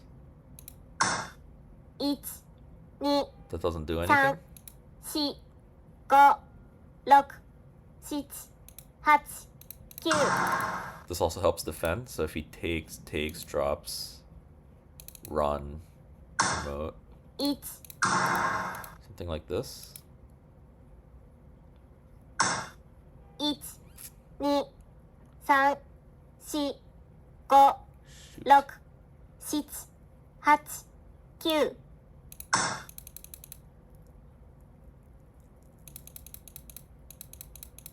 If he takes here, we have a bishop drop that forks. 1 2 3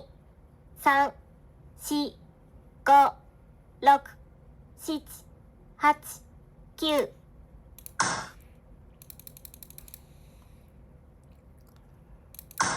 I don't like that. I was running out of ideas. 3 4 5 6 7 8 9 Still running out of ideas. This at least kind of helps defend, maybe.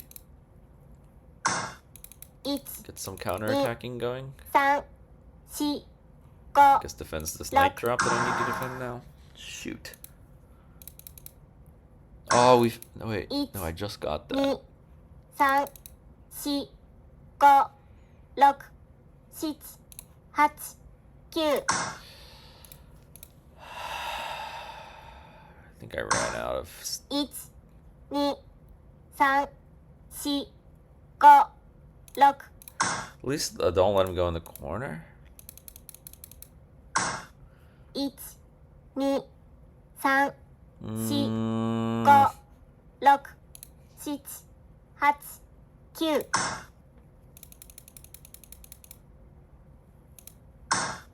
8 9 1 2 3 4 5 6 7 8 9 Am I dead? Maybe? Probably? 1 2 3 Yeah, I'm probably dead See. here. Right? Go. I go here, Look. knight. 7 8 But I do defend here. With this. And if he moves with this, I have this. 1 2 3 4 5 6 7 8 9 I can't drop a gold because then he takes and then drops here.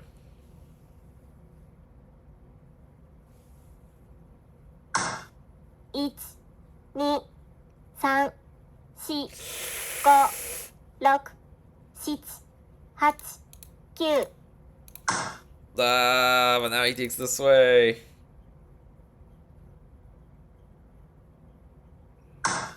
Oh!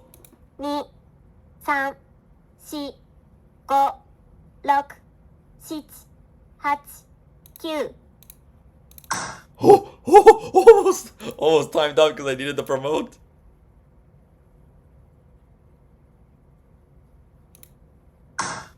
1 2 3 4 5 6 7 8 Is this gonna save me? I don't think so. Wait. 1 2 3 4 5 6 7 8 9 1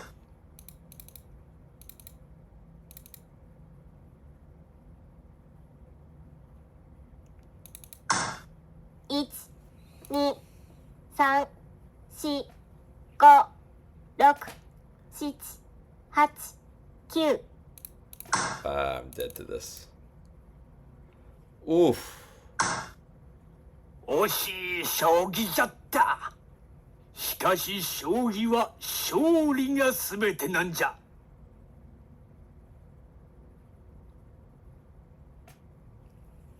Oof.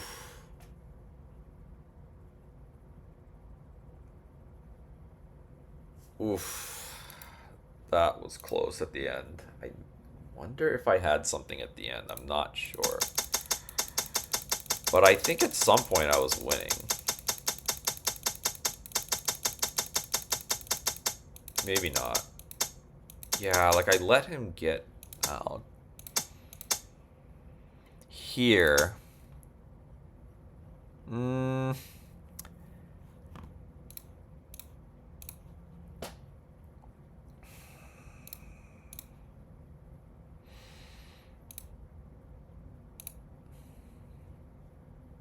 Yeah. Here I have to be winning, right? Alright, you know what? We're gonna look that one up. We're gonna look that one up. Because that was strange. That was strange. I don't know what you mean by BM. As in, you think he was elongating the end of the game on purpose to bad manner, but like, he made some other very bad moves that essentially lost him the game. Except I couldn't quite close it out. So I don't think it was BM. I think it was, you know, 10-second shogi. Sometimes you don't do the right things. Sometimes in 10-second shogi, you don't quite do the right things. So let's go really quickly back here. There has not been a new move since we played that game.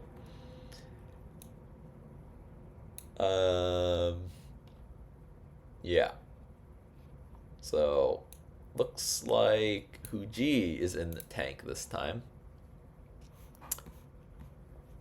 So let's go ahead and spin up in and out. Oh no, import game.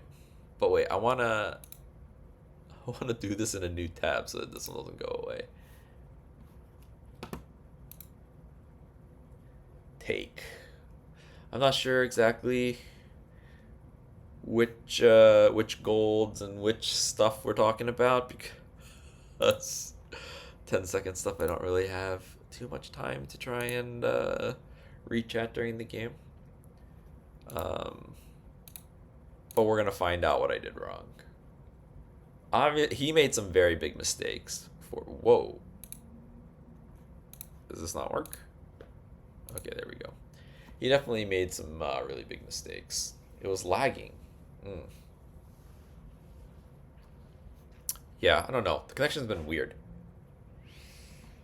So I don't know if it's connection or if it's my computer. Sometimes it's my computer too, because it's not like a super strong one. So yeah, I thought he was playing he's playing like Udashino, but like super slow version. I like playing this variation.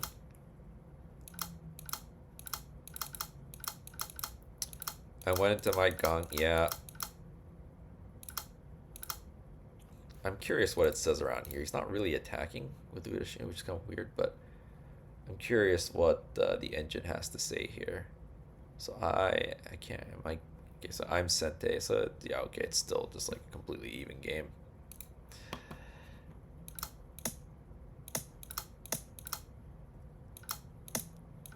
Oh, that's right. This stuff. Okay, wait. What was it that I was doing here? Here. I feel like it's just gonna take back, right? Yeah. Well, actually, the gold takes is here, but it's there as not a great option.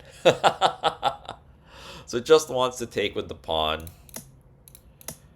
and trade bishops and drop the pawn and say I'm plus 1.5, plus 2. Wow, it likes this.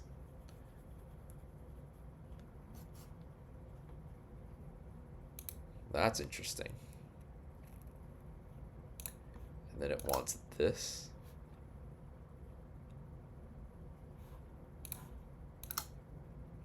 Oh, so you can't come here. And obviously if you take, I'm dropping a pawn, right? Yeah. That's a nice pawn drop that I have to remember. Oh, skip frames. Stupid skip frames. Move 70, he could just take the rook. Yeah, we'll get there. We'll get to move 70. I just wanted to examine these gold shenanigans that I did. So it didn't like what I did, and this was I knew it as soon as I did it that he could Yeah. So this is an even game. This is -6. Just like completely lost. Yeah, and I wanted to. This is what I wanted to do.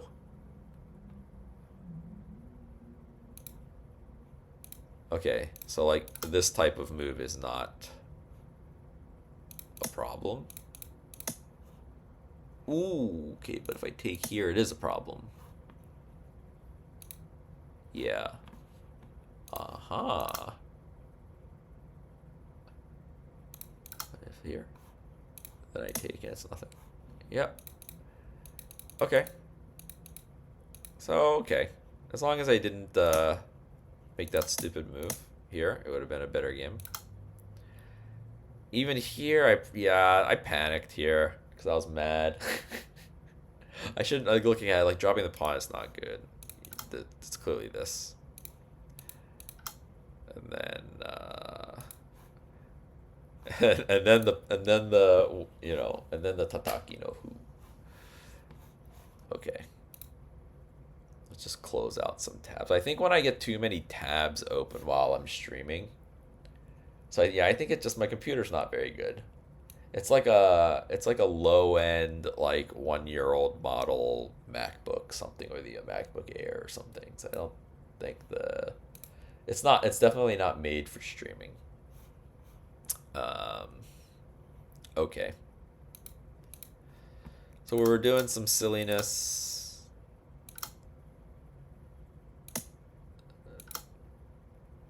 Some extreme silliness. Move 70, he could just take the rook. Well, then I get the rook, and he didn't want to give me the rook, probably, right? Yeah, no, this is much worse.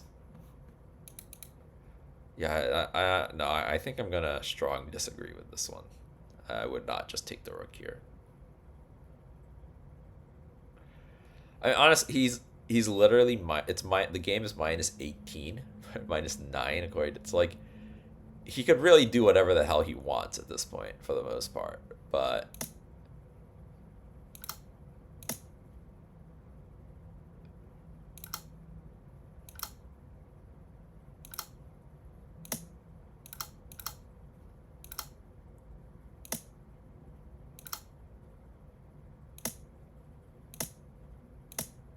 I mean, this is -30 right now.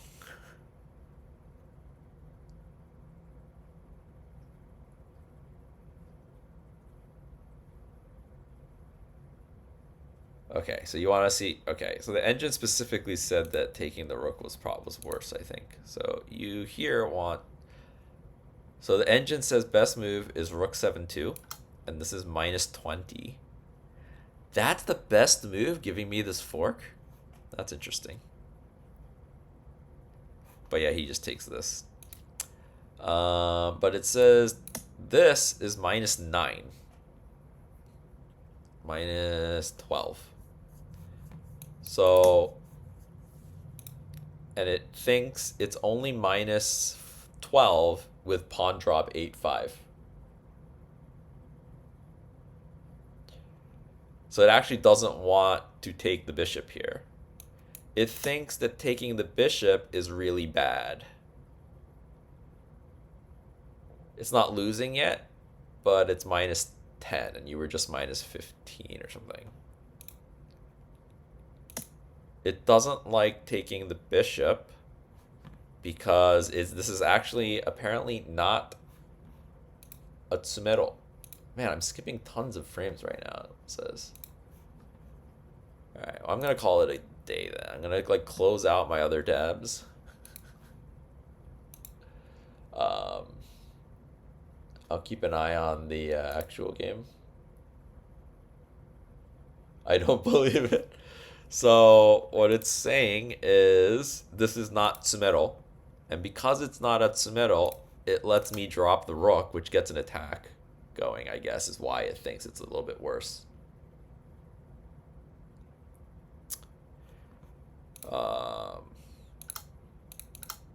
Yeah. So this gold defends this.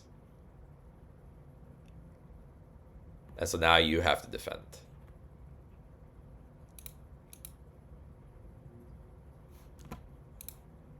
So like now you have to like spend moves defending. And it says, okay, you can take here, you can run the king.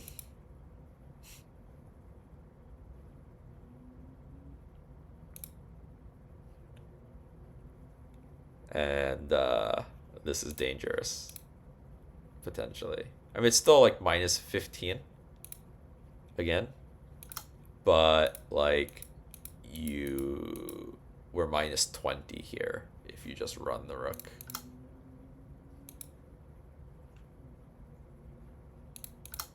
Again, like all of this is very winning, obviously. It doesn't really matter, I don't think. As long as... What was, I can't actually remember how he completely fucked up.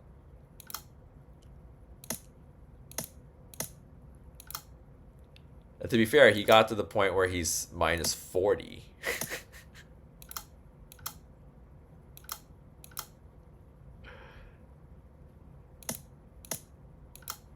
Okay, yeah, this...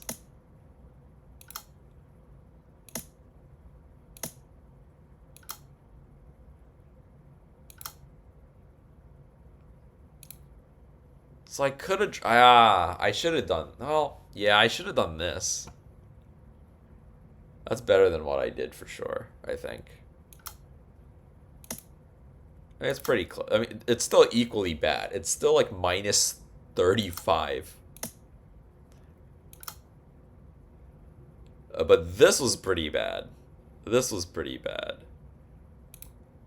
I guess, what, maybe he wanted to put it here? But this is also very bad. So maybe he wanted to drop a pawn here, maybe, is what he wanted to do. I'm not super sure. Okay, we're like dropping lots of... Let's go performance mode. Yeah, maybe that'll work. Performance mode.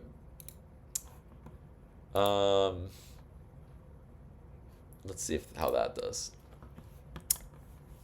So yeah, I'm not really sure what he was going for here in dropping this gold.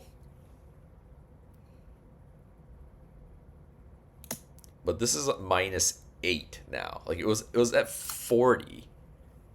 And now after this move, it's only minus 2. Oh, wow. What? So this is a move that I ended up making at some point, right? This bishop drop, but it wants to make it now because they can't take the dragon because it'll be mate. But I mean, this is also considered good. Okay. Okay, so it wanted to just take. I considered this.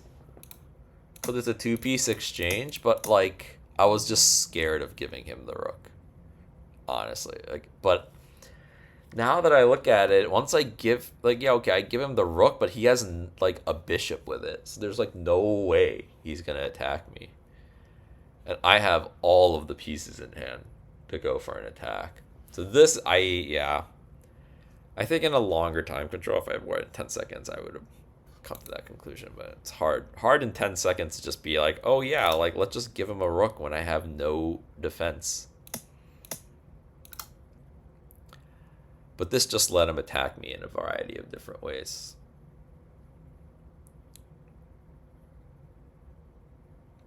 $108.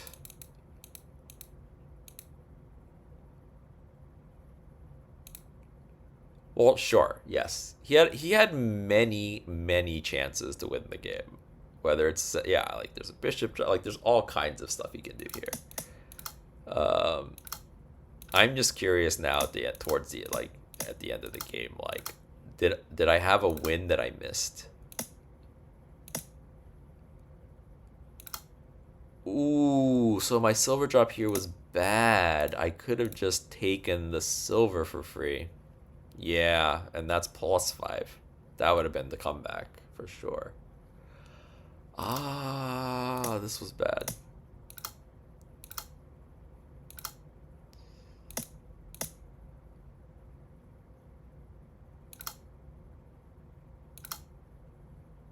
So this was a huge mistake by him. Yeah, like I was expecting him to do this, and then for me to just give up again. But running this way is not good, because now my dragon gets in. But actually, interesting, it's not as winning as I thought here. I thought I'd be completely winning here, but I'm only +2.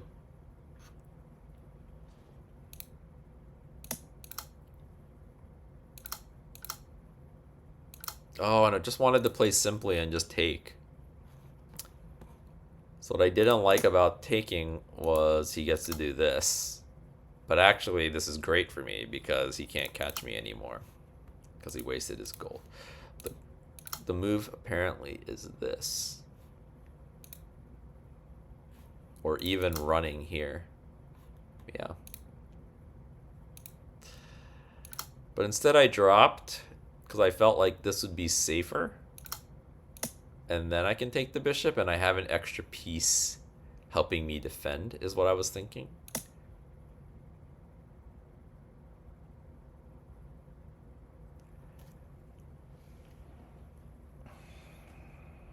So here... Interesting. Yeah, actually going here makes a lot of sense. Because it's defended, it's still cutting you off. But I'm still losing here. Wow. Wow. What? King 6-7? Excuse me?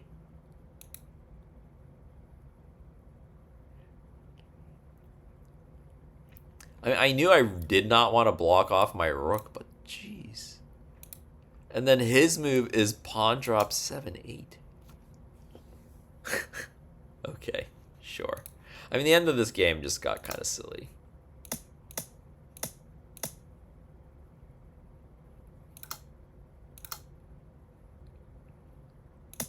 And the rook drop was a gigantic mistake as well, apparently. And that was the best move. This was a gigantic mistake. I found the best moves here, and this is winning for me. Oh, this is completely winning. This is +99. What? It's +99. That basically means Hishi. Or like a sequence of moves that leads to Hishi. And actually, I'm not sure if it just found a mate in 23, or if it's a Hishi at some point. But it's saying mate in 23 in this position. What? All right, Alexei, find the mate in 23.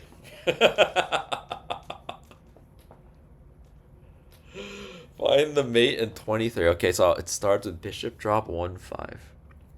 Bishop drop 1-5, huh?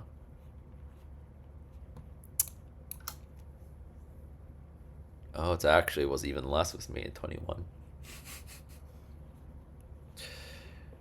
Oh no, 8 down to 18.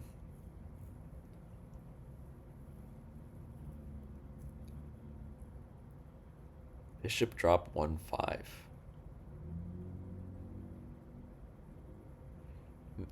This does make sense, actually, right? I think this should be findable. If I just had a bit, I don't like doing Tsume problems that very much.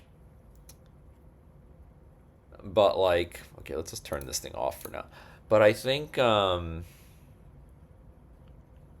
this makes a lot of sense, because when you go from the other direction, like if you try and check, what I did, I think, was drop a bishop this way. He can block here, right? And once he blocks there, you're just screwed. But when you drop from this way, he can't block. So but I just didn't see to check from this side. Yeah, I dropped the bishop from the wrong side.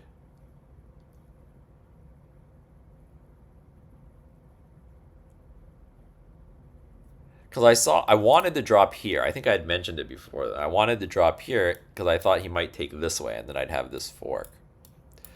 But he saw that and he took with silver. And so now I can't drop because this is here. And then, yeah, I dropped the bishop on the wrong square.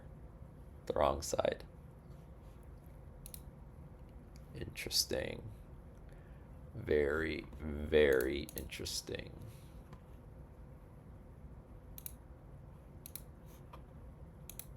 I mean, okay, I'm just going to turn, I just want to see. So, engine wants them to block and then sack the bishop.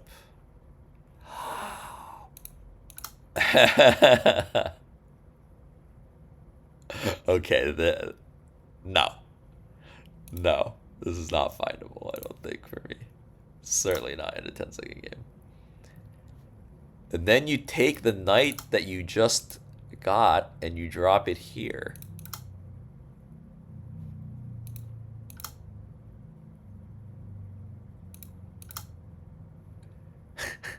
Okay, and then you can take the rook. That's a nice sequence, though. So you drop the bishop. They have to block with a knight. You sack your bishop for the knight. I was 100% expecting this. But no, the idea is you bring your dragon back. And I saw this move. I saw this dragon back to 6/6 move. It's like, oh, okay, it's forking the pieces, but like I was in trouble, and and obviously it's not check at that point in time. So but it does kind of make sense. Okay, like you check from this side, they can't block you here, where there's tons of backup for that move.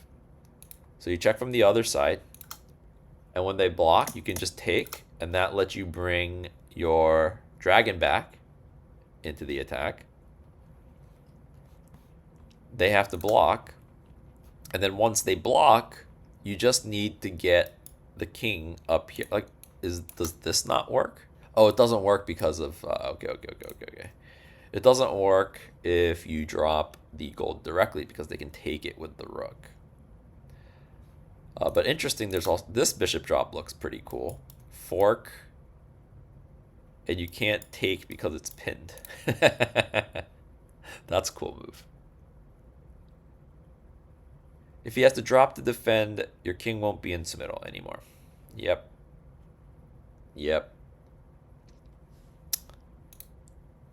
But okay. It likes this, and now there's like no defense, right? Man, this is actually really nice.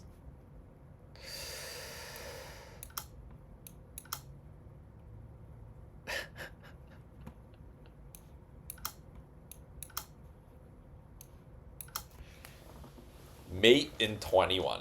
I believe it was, right? Mate in 21. Wow.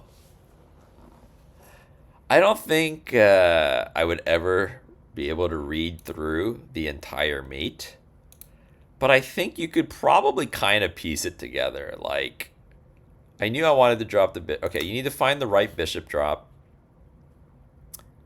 And then once you find the right bishop drop, I mean, if they run, then you get this, which is obviously very logical. So, wait, why? If they run here, yeah, like this is also very obvious. Okay, now they're trapped, clearly. And you get to bring this back. Or even, yeah, like very directly. Like,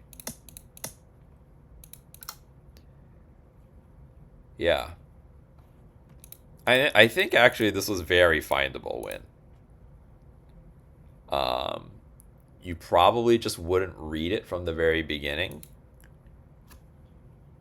that it's mate, but like once you drop here, like there's not, like, I guess the most difficult part is sack. The sack is hard, actually. The sack is pretty hard.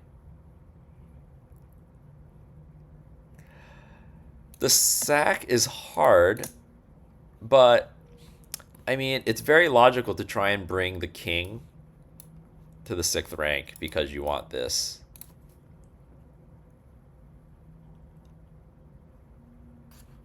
Like this at least is a move I saw. And so, and this is something I've been working on as well and trying to do where I see like what very good players are able to do. It's like back here, right? No, here. Let's turn this off real quick.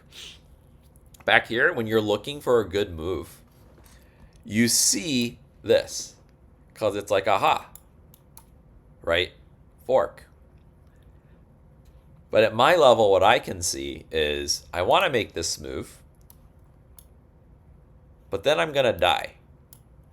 So I saw that, and that's why I didn't make this move, is, oh, like, I don't have time to make this move, even though it feels really good, because I'm threatening this, and then, like, this influence is going to let me, like, bishop drops and stuff, but I got it backwards, essentially, right?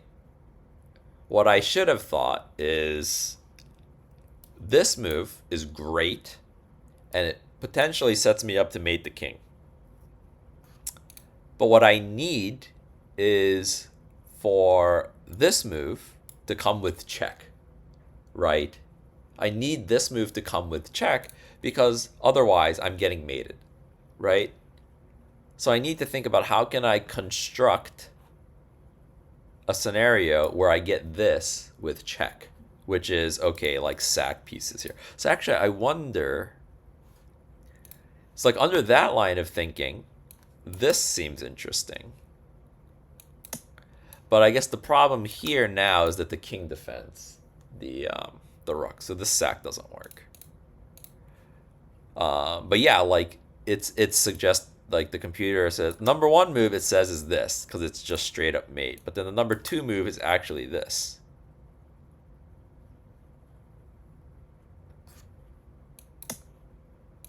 Setting this up, right? So I think that is very logical to me.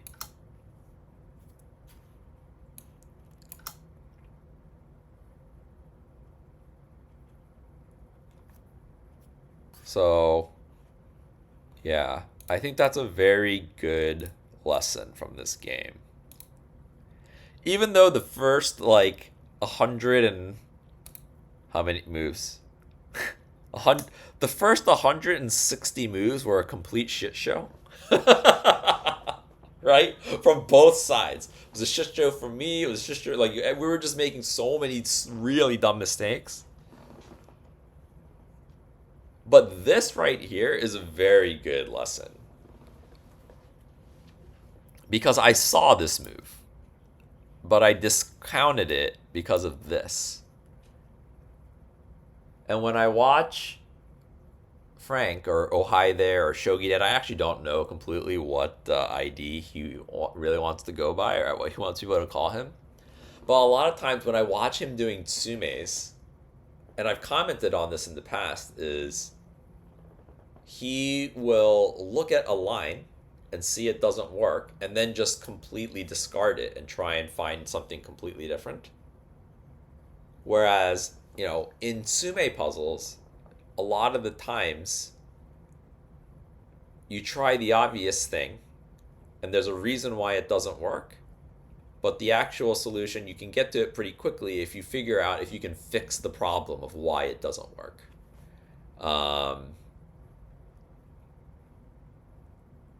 Now, obviously, it's very difficult to do that in a 10-second game, and it's also extra difficult to do it in a 10-second game when you don't know for sure that it's a mate, right? But definitely that principle applies here, right? Is this move is great. I need to get this dragon into the attack for me to mate the king and win the game. Which means I need to be able to play this move without getting mated, which means it needs to come with check. So how can I get the king to the 6th rank? Or even how can you get the king all the way to the bottom rank? Because then you have this as well. So one of those two ideas has to work. And then you're gonna want to construct it. And I think that was my idea with the bishop. But it was really bad execution because he's got freaking 3 pieces in between, guarding the square in between, and there's just no way you're gonna get to it. So yeah, that's like a really nice lesson here. Is if you see a good move, as in like you want to play it, but it doesn't work, solve the reason why it doesn't work. And so in this case, it doesn't work because I'm going to get mated. So I guess another potential idea is, instead of this silly bishop drop that I made, is there a way for me to defend? Is another way I could have tried it. So instead of attacking, can I defend? So like, what does like this do? Right?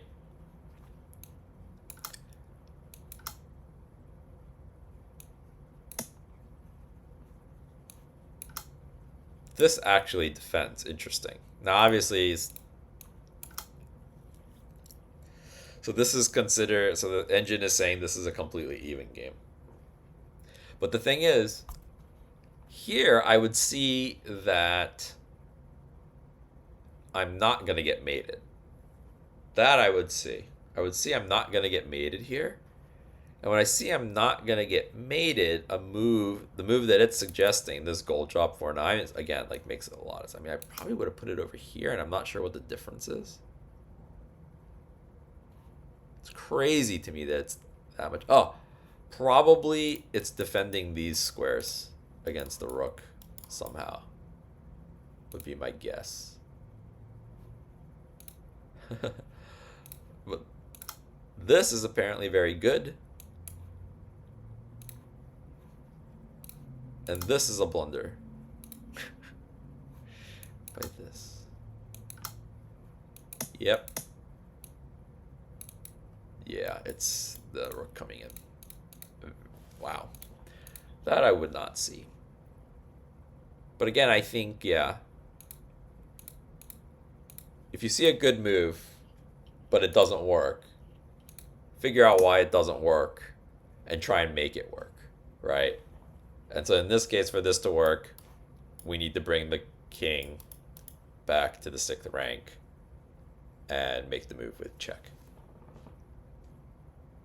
Very, very cool. Okay, so I'm going to check. There's no move. Maybe they're actually on a break now, because it looks like they've been playing for 3 hours. So it seems like a reasonable time for them to go on break. And so since they are on break, I'm going to call it a night. So I did have a good time playing the games. I got a lot out of the reviewing a couple of these games that I played, actually. Hello, Pracio Daimium Spike. What is your rating? I'm not sure exactly what you're asking from a rating perspective, because there's not like ELO ratings the way in shogi, the way there is in chess. So I'm not sure if you're asking from that perspective. But I can show what my rating is on Shogi Wars, which is the most popular shogi app. Shogi Wars. And my rating on Shogi Wars right now is right around 30 to 40% through 2 Dan. 9Q. Oh, okay. Yeah. Okay, so you are familiar with the shogi rankings. So you can see here, my rating for 10 second right now is, what is it? Shodan. So I'm just not, this is not a good time control for me. The time controls that I like playing is where I can blitz out moves where I know, or like where I know the Joseki line, I know what the best moves are because I've prepped them, right? And I've studied them. I just like to blitz those out. And then when I get to a spot where I'm not sure what's going on, I want to tank and like really figure it out, and just blitz out the moves that I figured out. That's kind of like the way I play the best, I feel like. Kind of like my style, the way I like to play. And with 10-second shogi, that's very hard to do, obviously, because you can only think for 10 seconds at a maximum.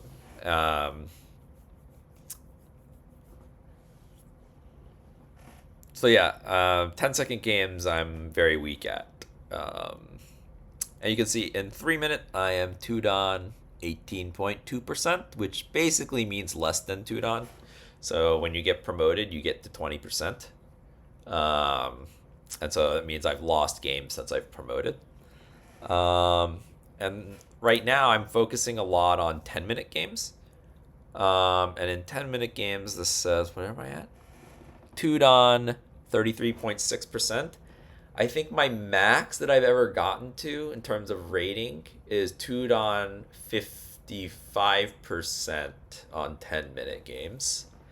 And I think that was just like a couple of days ago. But yeah, I like, swing up and down quite a bit. But yeah, I'm trying to focus on 10-minute games because I'm training, I guess, for WOSC at the end of the month. So I'm going to Spain and Barcelona, or Barcelona in Spain, at the end of the month to play in international shogi tournament. And the time control there is like 45 minutes with 45-second byoyomi, which is like very, very long time control for me. The longest that I really ever play with is 15 minutes with 60-second byoyomi on 81 Dojo. And those games, for me, feel like they take forever, right? Because if both players use all their time, that's at least 30 minutes. And then you get a minute per move. So like that game could easily last over an hour, right? The 15 plus 60 could easily last over an hour. And so yeah, 45 plus 45 is going to be, it's going to feel so slow for me. And one thing that I find, like when I'm playing a lot of 3-minute games and then I go play a 10-minute game, I end up playing so many games where I use like 2 minutes and lose. So I'm trying to play more 10-minute games, take my time, think through my moves. I've had 1560 games last 2 hours before. Yeah, like man, those games last so long. And I think at the U.S. Shogi Championships a few months ago, I think the time control was like 15 plus 60 or 15 plus 45 or something like that. And there were some games that lasted a really long time. They were just like marathon games. But yeah, 2 hours is pretty brutal. So yeah, like I'm training for that. I'm trying to like sharpen up my openings, really learn all of the variations. 1540. I think it is something along those lines. I don't remember exactly what it was. And again, because I play most of my games on Shogi Wars, I generally was playing faster than my opponents. And I say generally, like in pretty much every single game that I played at the U.S. Shogi Championships, I was massively ahead on time. Because I was kind of just like blitzing out my moves. So what I don't want to happen at WOSC is for me to blitz out some careless move, and get a bad position, and then my opponent has 45 minutes to figure out how to win the game. So I am trying to focus on the 10-minute games at least. Like I want to play a lot of games and get in a lot of reps. But I also want to make sure that I'm practicing thinking very deeply about a single position and kind of like figuring out the position and understanding what my plan is and what the different variations are before I make my moves. So yeah, like for the rest of the month, I'm going to be focusing pretty heavily on 10-minute games. Not really. I mean, I think I've been using 3-minute games and the 10-second byoyomi games just as like warm-ups. And then really trying to focus a lot on the 10-minute games. Still no move in the title match. Yeah, I mean, they're probably just on break. Yeah, it looks like they're on break right now.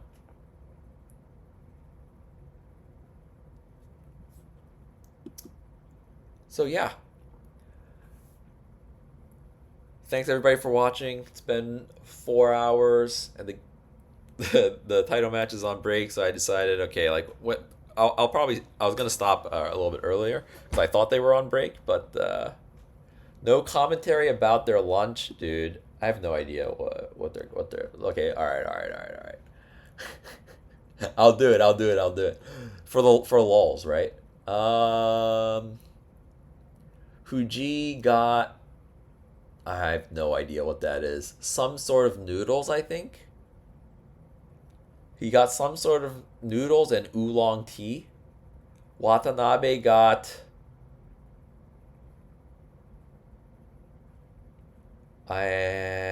three something ocean something. Don't. So I'm assuming this is some sort of like seafood donburi. No idea what it is. I would assume it's some sort of seafood over rice is what he got. It doesn't really. Does it say what he got to drink? Sabi. He got something minus the fruit. But yeah, I don't know. So yeah, I actually had a pretty good time trying to commentate the games, kind of going over a lot of different variations earlier on, and then kind of supplementing the dead time with games. I think that kind of makes a lot of sense.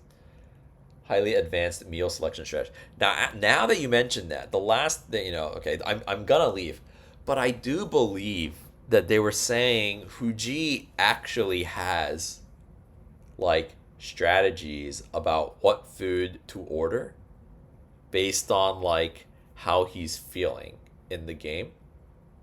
Or was it maybe not Fujii, but I think Nagase. I think it was in the Nagase Fujii title match, their most recent one, where he made that gigantic blunder, it cost him really a game and really the whole series. Where I think it was Nagase, where he very specifically plans and preps his meals and what he's gonna eat and when, regardless of what like the timings are at the actual title match, and like he tries not to eat like rice or something. Yeah, Sato and they do think about it, I think, very very. They don't just kishimen. I don't know what kishimen is actually. Are they in Nagoya? I can check. Where are they at? It's just like sponsor. I don't know where this is. Let me search Google for it. Yep. They're in Nagoya. Yeah, it's wider noodles. Yeah, they're in Nagoya. So that makes sense. And actually, that's something I've seen too. When they go to specific places, Watanabe specifically, he's mentioned it actually in his commentary in the past, where if they go to a special location for a match, he does like to order whatever the place's specialty is. I can't remember where it was that he said this, but there was definitely another title match where he said he specifically ordered something because you can only get it in that region.